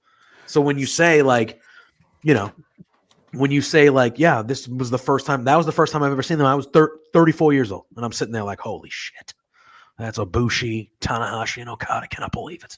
I was losing my mind. Support the local scene, the smaller guys, because you never know who's going to end up on those Monday, Wednesdays, and Fridays, right? And that's true.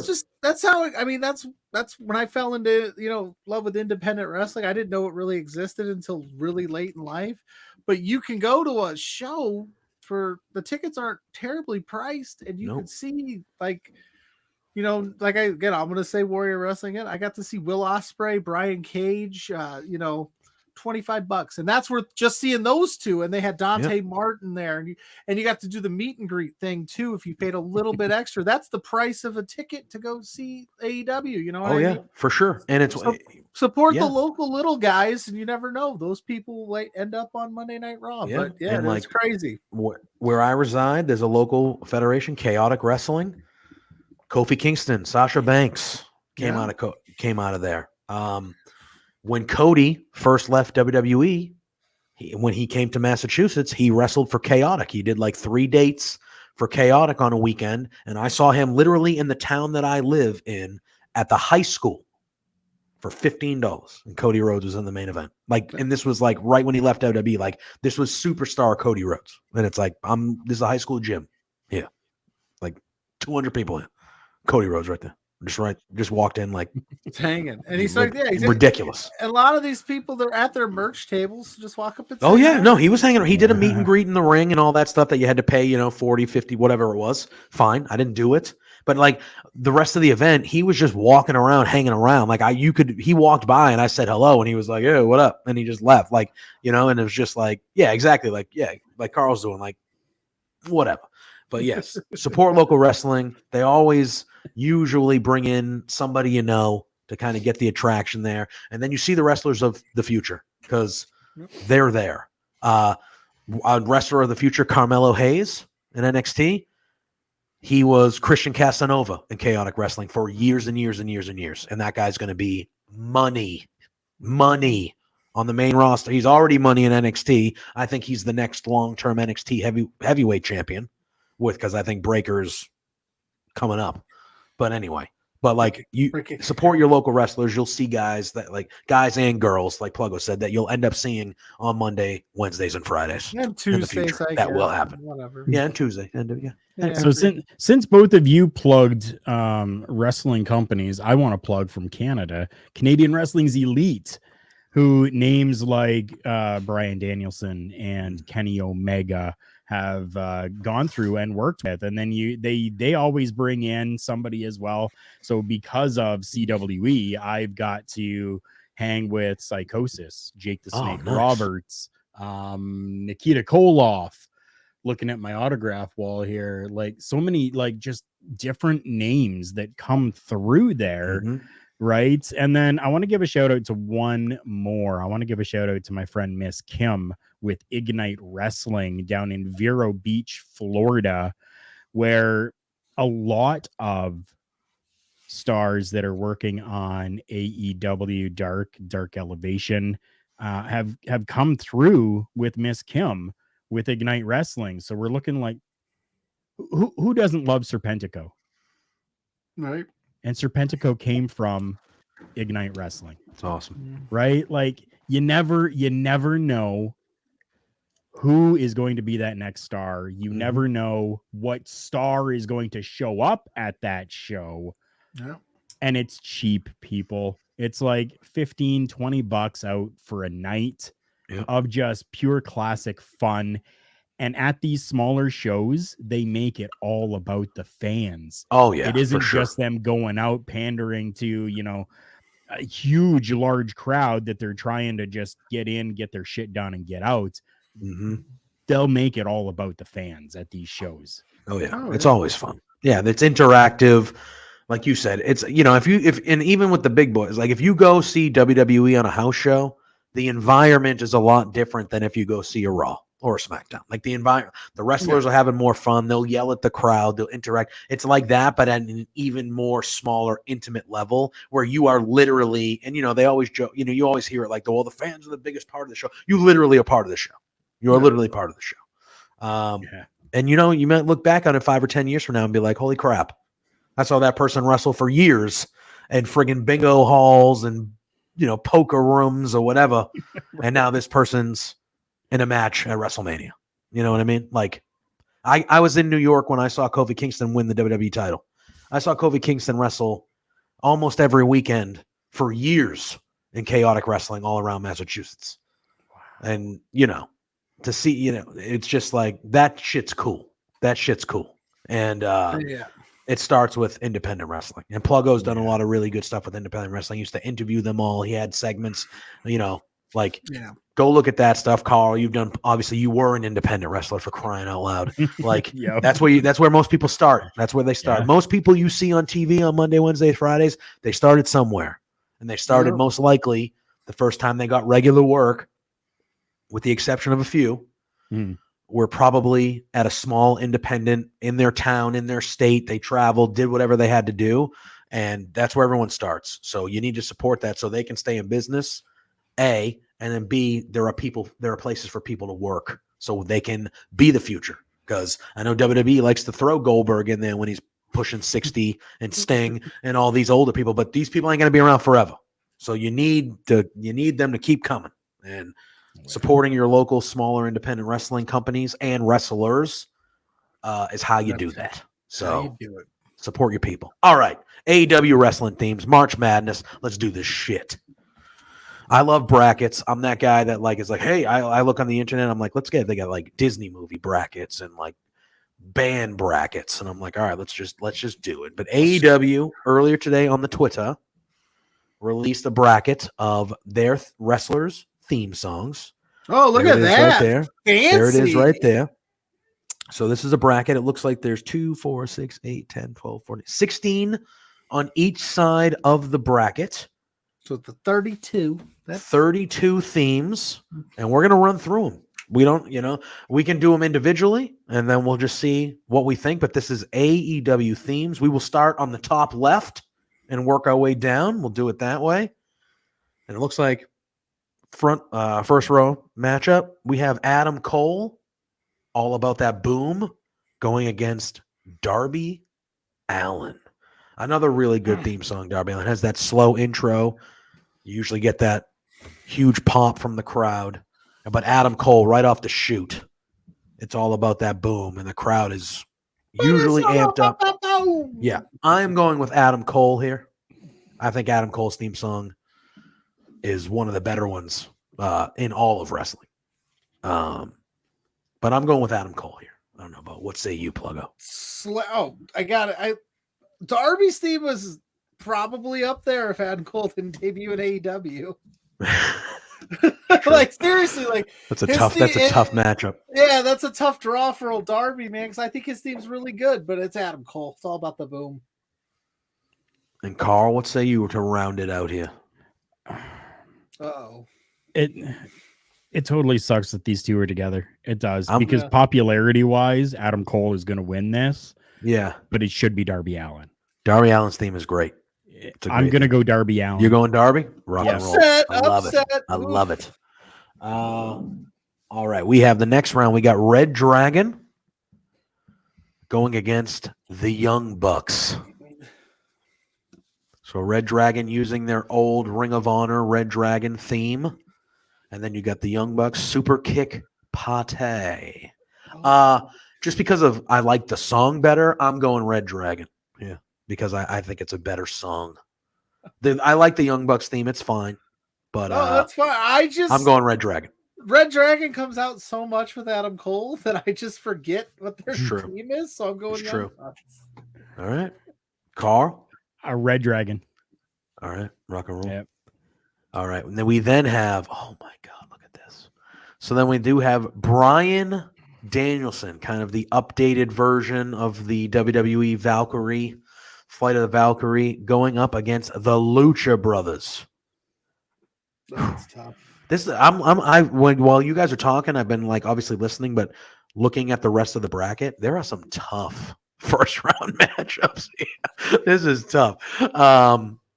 But yeah, Bryan Danielson versus Lucha Brothers. I forgot my bracketology glasses that I wore on Tuesday. Where did those go? I think I'm going Lucha Brothers here.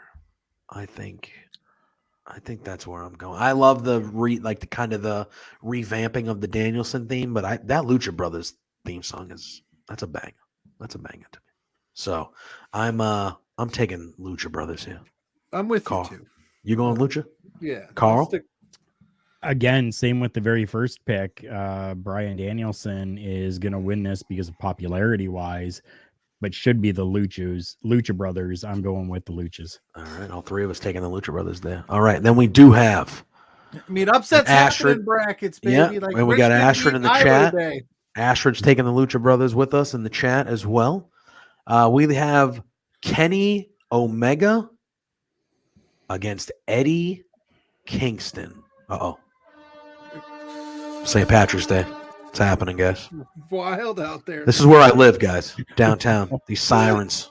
Wow. Yeah, all the time. We have Kenny Omega versus Eddie Kingston. Carl, I'll let you lead this one, my man. We'll go the opposite way. Who you taking in this last first round matchup in the upper left bracket? This is what we're going to do. We're going to start at the left, and we're going to go all the way to the final four, and then we'll go corner to corner. That makes sense. Omega. Kenny Omega for Carl. Pluggo. Kenny Omega. Eddie Kingston. Eddie's. If it's theme based, it's Kenny. It's Kenny. I agree.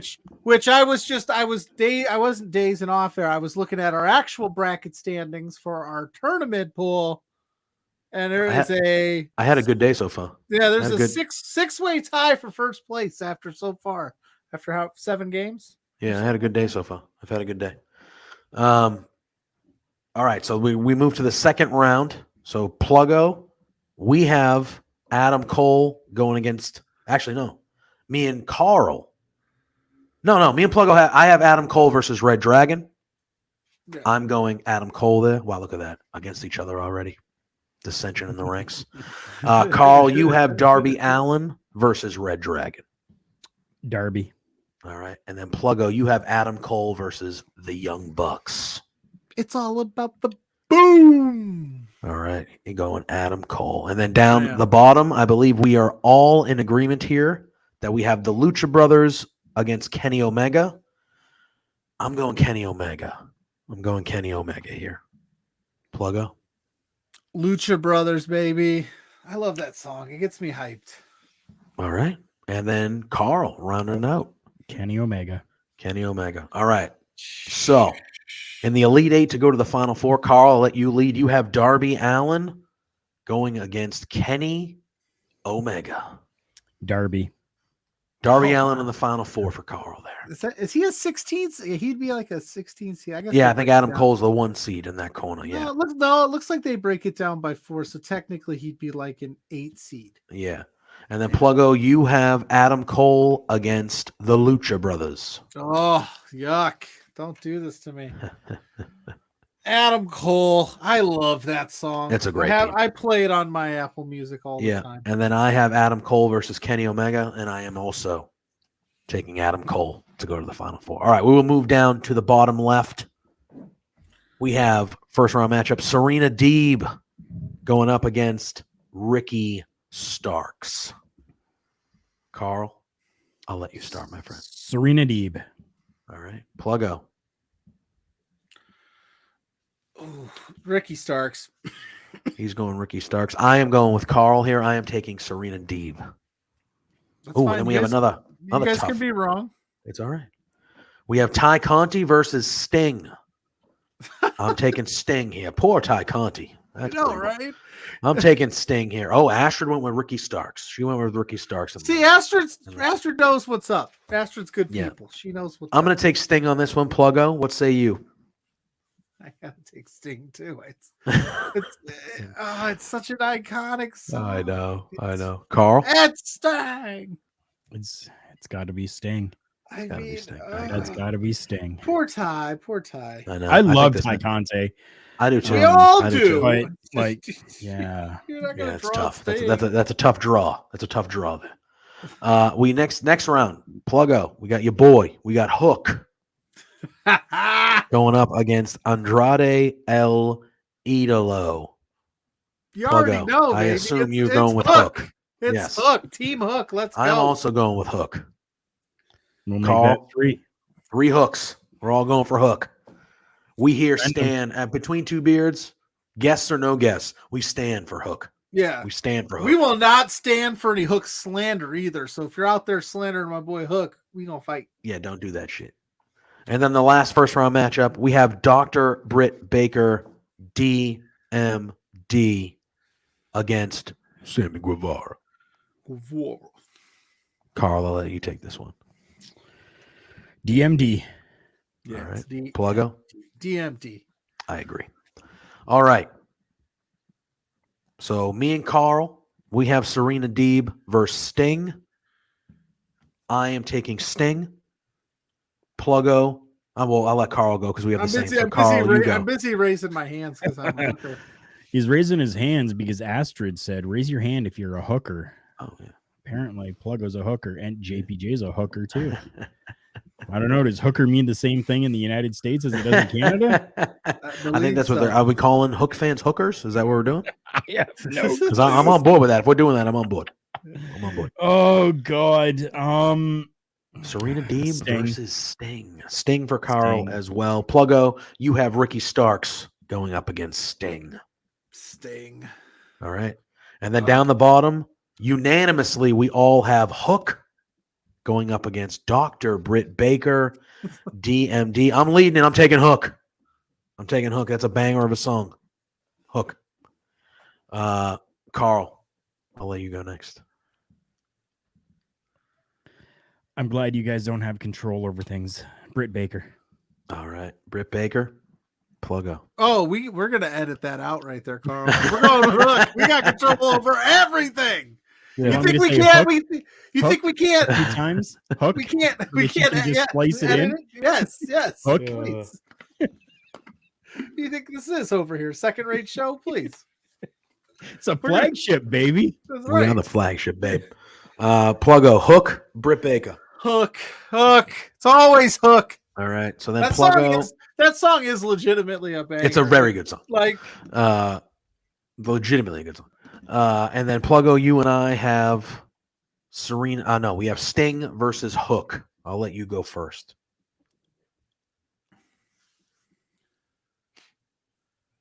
Oh, you let me go first? I'm Yes. sorry. I thought you Sting let- versus Hook Hook. to go to the Final Four. Hook. Hook. I'm taking Sting. It was a good run by the upstart Hook. He made it to the Elite Eight, but that's where it ends for him. And then Carl, you have Sting versus Dr. Britt Baker, DMD. And with this one, I'm going Britt Baker once again. All right. And Astrid has DMD overall, so she good. has DMD in her Final Four as well. But I she's believe not up at the hooked. top, she had. I don't think we need to ask Pluggo anymore. Pluggo's final winner is Hook. Hook. I don't know. There's that Adam Cole Now song that Adam Cole man, really all right, good. Yeah, I Like know. All I'm right. not. So I'm we just. will I move- look at it like this. Like if I'm in my car today, like am I bumping the Sting theme song? Like no, I'm gonna bump the Hook theme song. Like I fair. don't know. It's a fair It's point. hard to get into. It's a fair point. But it's still iconic as all get out, man. So Ashford has a couple matchup. She has Adam Cole versus DMD on the left side in her final four. So There you go. I like it. All right, we'll move to the top right. We have CM Punk, Cult of Personality, going up against the Acclaimed. This is a no-brainer for me. CM Punk. So My question, and obviously the Acclaim drew a really bad spot here, but do you count all of Max Caster's freestyles to every entrance as part of the theme? yeah, I think you have to take into account that you're getting the rap. You don't know what the rap's going to be, but it's the rap and then this theme song. Yeah, because that's the song, right? Like it's just the beat behind him while it's part of the shtick. Okay, I just was curious. Obviously, I feel like CM if you were Punk talking about the 100%. New Age Outlaws, you would include Road Dogg saying you didn't like you would include that as part of the accoutrement of the entrance. No, I just wanted to make sure everybody was on the same page for those that are going to go with the It's a fair Acclaim. question. I'm going with CM Punk because I stand for CM Punk. I stand for a lot of guys on this show, but CM Punk is definitely my number one, so I can't go wrong. All right, Carl, what say you? I am not a fan of that rapping at the beginning, so I am going CM Punk. There we go. You don't like the Caster raps? I do not. I do like the intro to the raps though, where he just goes, "Hey yo, yeah." Basically, he goes, "Yo, listen, yo." I like that part. Dude, that stuff last night when he goes, "Isn't he a rapper?" Yeah, isn't he a rapper? Had me going. Yeah. Hey, Dan, hopping in the chat. What's going on, my friend? We are going through this bracket that AEW shared on Twitter earlier today. Their March Madness. They're doing a best theme song bracket. We're running through it. All right, the next matchup we have Ruby Soho with that exact song, Ruby Soho by Rancid, going against Chris Statlander. For me, again, very easy on this one. It is Ruby Soho. Ruby Soho is a banger of a song. Rancid, awesome song. I'm glad she uses it as her theme. I like Statlander a lot. I like Statlander's theme, but I listen to Rancid regularly. So that's where I'm going to be here. Carl, I'll let you go. I'm going to go Chris Statlander. All right. I like it.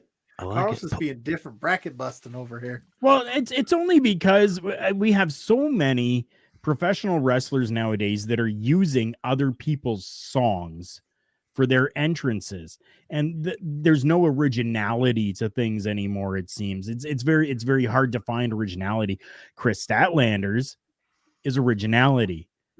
Ruby Soho's, she could have gone to somebody and said, "Hey, make me something that sounds similar to this, but is kind of tailored to me," and but instead, let me just take this song from Rancid and use the name and use the whole thing. And there's no, it feels like there was no fucking thought put into any of it. It was just, yeah, I'm gonna steal this and use it.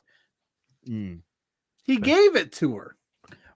I know he gave it to her, but Pluggo. I'm your Matt Riddle, bro. I gotta get you.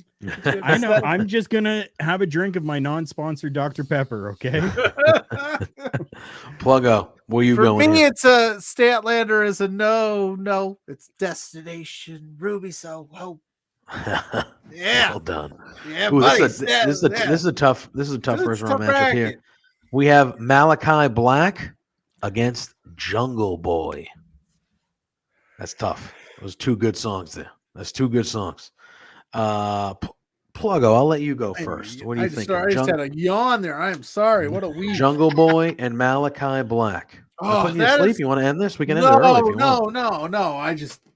It came out of nowhere. It happens, man. Professionals have never yawned. Come on. You're the one that left the screen today. I did. Get out of here. Hey. Malachi Black and Jungle Boy. I'll go with it. It's gonna kill me. I'm gonna go with Malachi Black. I just think that is such a killer entrance, And to Carl's point, it's original opposed to the Jungle Boy theme. Yep. And I'll let Carl go next. Malachi Black or Jungle Boy? In all actuality, with just a little bit of a correction for you there, Riddle. Bro. Malachi Black's theme song is an actual real song. Yeah, I figured, but I was. It is. It's about like I think it's a 9 or a 13-minute song Yikes. by like a Swedish death metal band. So I like my metal. I like my death metal. I'm going with Malachi Black. Yep. There we go. I am also going with Malachi Black. I think Jungle Boy, when you're there live, is a more obviously interactive experience. You want to sing the song and have fun, and who doesn't love Jungle Boy? But Malachi Black, I'm a heavy music guy. I've always been a heavy music guy. That's what I'm doing there, man. That's what I'm doing. And Ashford going with us as well. All right, last first round matchup. We have. Wait, hold on. I can't read. We have Nyla Rose versus Jamie Hayter. For me, Jamie Hayter, all the way. Great theme song. Love it. Jamie Hayter.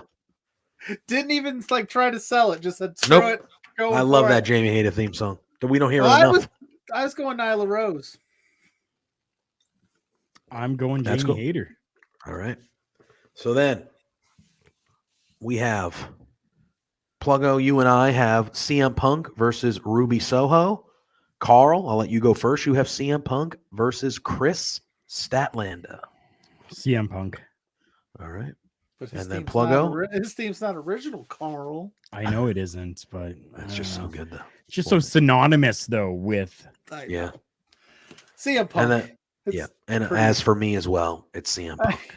It's CM Punk. We could almost pencil Punk into the finals over I know. here. We might. And then Carl, you and I have Malachi Black versus Jamie Hayter. I love that Hayter theme song, but I'm sticking with Malachi Black here. It's good. as am I. I'm sticking All right. with And then Malachi. Me as and then well. what? So you got Malachi Black over Nyla Rose. Yeah. All right. Then all three of us have CM Punk versus Malachi Black. I am going CM Punk. Like Carl said, it's synonymous. I think it's one of the all-time theme songs that you every time you hear that song in regular life, because it is a song that is in regular rock radio rotations, because it's an all-time rock song as well. If you're a wrestling fan, every time you hear that song for the rest of your life, you're going to automatically think of CM Punk. And yeah, so he's in the Final Four for me. That theme song's an all-timer as far as I'm concerned. Carl, I'll let you go, and then Pluggo. I'm taking Malachi Black. Oh, yeah. Upset, bracket buster. Upset. And then Pluggo. Take it, CM Punk.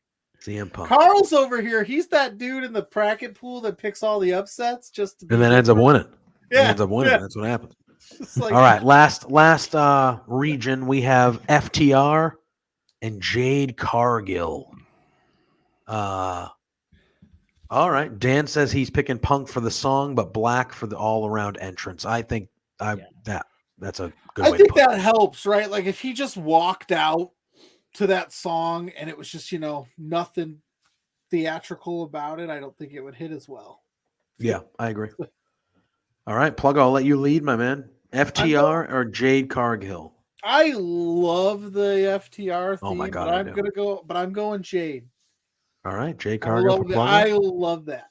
And So I'm Carl? going with it. FTR. I am also going with FTR. We then have. Ecto guy asks, "What if it was CM Punk's Ring of Honor theme? Like he pulled out for?" I don't think it was. If it was CM Punk's Ring of Honor theme, I don't think he would be in this bracket. What about his That's what I Kill would Switch theme? I Did you love get the that? Kill Switch. I love the Kill Switch Engage theme.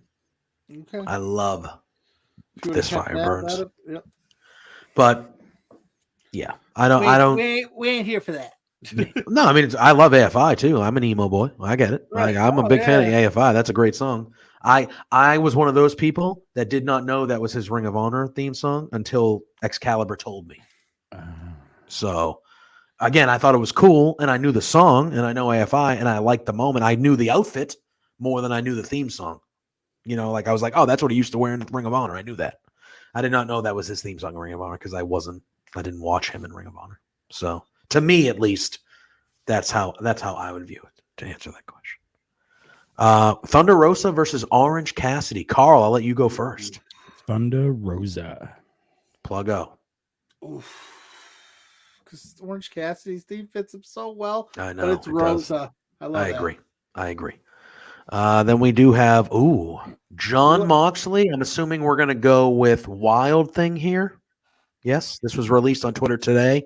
Yeah, So I'm assuming we're gonna go by Wild Thing because I did like Moxley's original theme too. I thought that was a good theme. Against Judas by Chris Jericho. Pluggo, I will let you go first, my friend. Chris Judas. Oh, man. So this is. I'm gonna catch some flack in our. I'm going with Judas. Oh, he's going with Judas. I'm going with Dan. I'm going with Mox. That's what I'm doing here. All right. It's Jericho's theme all the way. I got to support my Canadian. This is why we're in sync over here, you know. Yeah. And then the last one we have MJF versus Hangman, the AEW World Champion. Hangman, Adam Page. Carl, I will let you go, my friend, first on this one. Both of these are absolutely amazing. They are. They're both very good original themes, and they both fit each character perfectly so freaking well. I gotta go with Hangman though. All right, Pluggo. I'm going with MJF. All right, I'm going with Hangman as well. Those are both great themes, though. Yeah. Well, way to be wrong. No, I'm just all right, Pluggo up top. You have Jade Cargill versus Thunder Rosa. It's Thunder Rosa. All right, and then Carl, you and I have FTR against Thunder Rosa. I'm gonna go with Thunder Rosa here. I am as well. All right, down below, you guys have you went so Pluggo. You have. I have MJF. Jericho and MJF. Yeah. Weird. Let's have the 5 labors of Jericho. This is the 6th one. This is the 6th go, labor. Baby. I'm going Judas. All right. And then Carl, you have Jericho versus Hangman. I'm going Jericho. And then I have Moxley and Hangman. And I'm going Hangman. There. Wow. Ashford has. Wait, what happened? Hater, FTR, Rosa Page. Oh, I got it. And then so Pluggo, you have Thunder Rosa versus Judas from Chris Jericho to go to the final 4. It's Judas, man. That's all right. Say what you will about the Jericho Appreciation Jazz Hand Society, but that damn Judas is catchy as hell. Carl, you have Thunder Rosa versus Judas as well. And we're going Judas. All right. And then I have Thunder Rosa versus Hangman Adam Page, and I am going Thunder Rosa. Let's say that song is a banger. Thunder Rosa. Oh, I love it. All right. Now we go back to the left. Oh, God, I got to remember all of our picks. I have Adam Cole versus Adam Cole versus the hell did I do? That's why we hired Alex. He should write this down. Jesus Christ. What were you thinking? I have Adam Cole versus Hook. And I'm going with Adam Cole in the championship. I'm going Adam Cole. Pluggo, you have Adam Cole versus Hook as well. I do. I'm going Adam Cole. I love that song. And then sorry, Hook. I love you though. Carl, you have Darby Allin versus, I believe, did you go Britt Baker? DMD? Dr. Britt Baker's, yep. Yes. And I am going Darby. All right. Darby in the finals for Carl. Over on the right. Seed all the way to the finals. Over on the right, you have Chris Jericho. You have CM Punk versus Chris Jericho. Pluggo. Do you both have that, Carl? Do you have that too? No, you didn't do Punk up top. Yeah. I have Malachi Black and that's Chris right. Jericho. Yes. All right. So Pluggo, you have CM Punk versus Chris Jericho. CM Punk. Carl, you have Malachi Black versus Chris Jericho. Malachi Black. All right. So Carl's final. Goes Judas. So then Carl's final for the best AEW theme song bracket. He has Darby Allin going 1-on-1 with Malachi Black. Both similar music styles, dark, heavy, That Makes match sense. would rule. That match by would the rule. way. Well, I'm sure we'll get it at some point. That match would rule. If we don't, so they screwed up. Carl, your pick for the AEW best theme song. I'm going. Malachi Black. No. Yep, Malachi Black. Malachi Black. So Carl's winner, Malachi Black. Pluggo, you have in your championship match, you have Adam Cole going up Baby. against CM Punk. Wait, you picked Punk? Yeah, right? Yeah, I picked Punk. Yeah. Of course I picked Punk. So I'm you have picking all Punk about to that. win the whole thing. All right. So Even though it's not an original AEW theme like Adam Cole's is, which is a hybrid of whatever. I'm semantics here. That Cult of Personality is just that damn good. Yeah, that's fair. I have CM Punk versus Thunder Rosa on the right side, by the way. I picked CM Punk. So I have Adam Cole and CM Punk too. I'm taking Adam Cole, baby. Hey, That's what I do. Winners. So That's a who banger. won? The second he came out with that, I was like, oh my God. It's so good. It spent like a long time at the top of the charts too, in like iTunes. Literally. Like it was one of the best sellers. Yeah. All right. Well, all my about goodness. the I just got breaking news. Uh-oh. A number 15 seed, St. Peter's, upset Kentucky in the first round of the playoff. In the first round of March Madness. I hope Sean Ross Sapp's doing okay. I know he's a Kentucky guy. Oh, we got to reach out to our friend. 15 seed over a 2. So anybody in here, we were just talking March Madness bracket with that theme song. Anybody in here that is in our pool, if you had Kentucky going deep, you're in trouble. You're in trouble. I think did you have in the Final Four? They're a 2 seed. No, I don't think I had. I think I had him Elite 8. I have to double check. I actually had that pulled up and I lost it, but there's like a 7-way. That's going to affect it. Oh, but yeah. There was a 7-way tie for first, and at the top of the first was my wife, who I had to explain how to pick this thing. Asher told us that CM Punk was her winner, so she is with you, Pluggo. You guys both with CM Punk as the champions of the theme song bracket. We will update that pool after the tomorrow when the games have ended tonight. I'll post the leaderboard for our March Madness pool. Bracket season is upon us. Busted. Richmond beat Iowa today. Crazy. I picked that one. Carl's over here picking Darby Allin in the finals. It's nuts over here. You never know what's going to happen. It's true.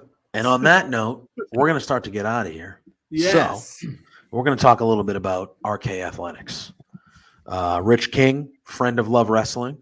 RK Athletics, he runs that company. If you want to get in shape, some personal training, nutrition advice, just someone to talk to about a gym routine, anything, RK Athletics is the place to go. Rich King is a great wrestler. He's a better person. And RK Athletics is helping Spencer out currently. Spencer's openly said this is the first routine in the gym that he's done in years. And it's with Rich's help. He's put him on a plan. Spencer's trying to get a little swole. And RK Athletics is the group and the team to go to. You can follow them on all social medias at, as you can see down below there, RK Athletics 1. We also want to talk to you about some merch. Yes. Some merch. Look at that. That was right on cue. That was almost like we were reading each other's minds, Alex. whatamaneuver.net/collections/love-wrestling-ca. You can find a lot of good merch on there. There's Smark and Friends. There's Astrid. We got some Between Two Beards merch. We got Love Wrestling merch. Sunday brunch stuff. You can go to all that stuff. You can get a onesie. I say it every week. You get a damn onesie if you got a little one or you're expecting a little one. Shirts for all sizes. Go there. Support us. Tank tops. Tank tops. Yeah. Warm weather's coming. Carl shaved because the warm weather's coming. You've been getting swole with RK Athletics. You're feeling good. Tank tops. Tank tops, guys. Get anything you want. Multiple colors. You can go to lovewrestling.ca shop. You can get a Sunday brunch mug. We used to have fanny packs on there. I hope we still do. I'm not sure, but fanny packs rule. Help us out. Help us out. We got a lot of good people here. Give us a follow over at YouTube. This should be up on YouTube within the next 24 to 48 hours, so you'll be able to watch the replay if you haven't subscribed to us on Twitch yet, or if you had to miss it for whatever reason. But on that note, that's all the plugs. So now I'm going to toss it to my lovely co-hosts for the evening and let them plug their shit. We're going to start with Carl, our special guest tonight. Let the people know where they can find you and what you have coming up here. I on Love confidently Wrestling. say, Carl, if you hadn't shaved your beard, he might have just kicked me off the show tonight. Probably. I probably would have. Who knows, though? What- Damn. Damn. I thought you were looking back at Spencer to say what was supposed to say there. No, definitely not. You can find me at TB Talk Pod on Facebook, Instagram, and Twitter. And for my personal, I guess, Twitter account, you can follow me at K Carafel. That's KARUFEL. You can find me Tuesdays, normally at 6:05 p.m. Eastern Standard Time with Turnbuckle Talk, unless my shoot job has me working later, then it's at 8:05 p.m. Eastern Standard Time. Beauty. How many episodes are you in on Turnbuckle Talk now? I think it's in This the past threes? Tuesday Is it was three? close, 262. Oof. Incredible. Yeah, That's I good hope that stuff. we reach that one day. I know. That's You good guys- stuff. Spencer might fire us before that, but we're gonna try to make that. That's impressive. That's a hell of a streak. Just go independent then afterwards. That's all you gotta do. Dude, careful. As long as we Spencer's keep it gonna- alive, we'll be all right. That's Spencer, If right. we ever get smack the you in the axe back because of the- Pluggo, one day he spends too much, and Spencer's like, all right, that's it, guys. And we're like, Yeah. damn it. Well, yeah. But then I don't know Pluggo. if the show would actually be able to continue because you won't have those funds to fund everything anymore. I know. It would just be me and Pluggo. Yeah. That's Yeah, it. We wouldn't have our guests. all this And, like, fancy stuff would go away. It would just be it'd down be- in the well, dumps. I don't even want to Sell think. I don't even want to. I everything don't even just want to to put it make into the money. ether. I don't even want to put it into the ether. Pluggo, let the people know where they can find you. You can find me at Pluggo_ on Twitter, Facebook, Instagram, all that fun stuff. You can find me here every Thursday night at 8 p.m. doing Between Two Beards. Wednesdays, we do the All Elite Sidecast. This past Tuesday, I hung out on Power Out with Zach Ella and special guest Kyle Davis of the NWA. So go back and check that out. That was a lot of fun with the Crockett Cup coming up this week. We're talking brackets. That's a big bracket. You can find us at Between Two Beards on Facebook and Twitter as well at B2 Beards. Got a lot of stuff in the works. You never know where we're going to pop up next. We also got a TikTok. We do some things on TikTok here and there. Mm-hmm. Carl's got a TikTok. Yeah. Carl's got a TikTok Carl's too. TikTok rules. Yeah, I follow that shit. I get all Yeah. those videos. Like I give that them, stuff. I give them hearts. Yeah, we So had Asher give Week. some hearts, everybody. Yeah, we had Asher Week a little while ago. This was Pluggo Week. This has been Pluggo Week. 3 days in a row of Pluggo. Lugo, Sure, your wife is thrilled. Sure, your wife is thrilled. She to be fair, she probably is because I'm not up there being obnoxious. Probably, yeah, I'm probably. down here. Like, That makes sense. That makes I'm not bugging her. I'm not like, hey, honey, let's hang out. Let's talk Yeah. about the Crockett Cup. And she's like, what? She's like, who the hell is Kyle Davis? I'm like, Kyle Davis is the greatest NWA personality out there, honey. And she's like, shut up, go to bed. Yeah, she's like, I don't know who that is. Stop it. Yeah, I am JPJ. You can find me at Joseph_Poulin Jr. on the Twitter machine. Joseph Poulin Jr. on Facebook. I don't have a YouTube yet. Who knows? But follow us on Love Wrestling. We have a Twitch Yeah. now. We do have a Twitch. We haven't announced it publicly, but we will be getting just our own did. Twitch so we can annoy you on more days than just Thursdays. Spoiler So alert. yeah, we got a Twitch. I just bought a new computer, Whoops. hoping to do some more streaming, do some more stuff because I really like doing this. It's kind of the highlights of my week is kind of getting on here with my friends and chatting some wrestling and goofy other shit. And life is crazy a little bit. The shoot job is a lot sometimes, but I would like to do this more often. And I would like to maybe somewhere down the line make this the shoot job. So I'm going to try to. You never know. You might be seeing more of my face, more of Pluggo's face, hopefully more of Carl's face. But yeah, we have a Twitch that will. You're seeing a lot Yeah. of my face right now. Yeah, dude. It's true. But And, same as and as importantly, we almost forgot #Screw Paul O'Neill. yeah. I was going to end the show with that Pluggo, you Were you? asshole. Yeah, that's how I'm going to be part of my goodbye forever. Is that yours now? Is that all you then? Yes, All right. yes. All right. Decided. I'm on the air. Paul O'Neill guy. If we All ever right. get famous because of Paul O'Neill, it's going to be because of me. All right. There it is. Yes. I'm the one that tells him he sucks because he sucks. Monument Park This is my bullshit. Favorite Anyway, thing I'm not- about this show. Fucking unbelievable. Yeah, you plug. So Pluggo goes here. A little behind the scenes for you guys before we get out of here. Pluggo goes, hey, I bought a pack of baseball cards, and what I'm going to do is I'm just going to pull random cards throughout our shows and show you so you can see if we can get you to go on epic rants about old How do you 90s feel? baseball How do you players. feel about Harold Reynolds? Yeah, not a great person, but he was an all right baseball player, and he sucked as an analyst on ESPN. That's how I feel about him. How about Don Mattingly? I'm not going to say he's a Yankee, so that's always built in. But he seems to be all right. Okay. He seems to be all right. He ate the popcorn. That famous video where he caught a fly ball near the stands and looked at a popcorn and he just ate the popcorn. Yeah, that is cool. All right. But yeah, no. Thursday nights, 8 p.m. here between two beards. Wednesday nights, like Pluggo said, 8 p.m. Same spot. All Elite Sidecast. The Nolan J&J. Ryan? Who? Nolan Ryan? I'm not gonna say anything bad about Nolan Ryan. He probably still kick my ass, even though he's like JJ 75. Power Hour, go. J&J Power Hour. We've taken a couple weeks off, but we'll be coming back soon, either next week or the week after. I believe when we come back, we might. I can never get rid of this fucking guy, but I think he might be actually joining us for the show, our first show back. And then be on the lookout. Fightful Overbooked. New channel by our friend Joel Pearl and the Fightful gang over there. Josh does a lot of work over there, as well as Spencer's hopped in on some stuff. Be on the lookout around WrestleMania time. I know I've said on before, but you might be seeing your boy regularly over there, JPJ, starting WrestleMania time. So just be on the lookout.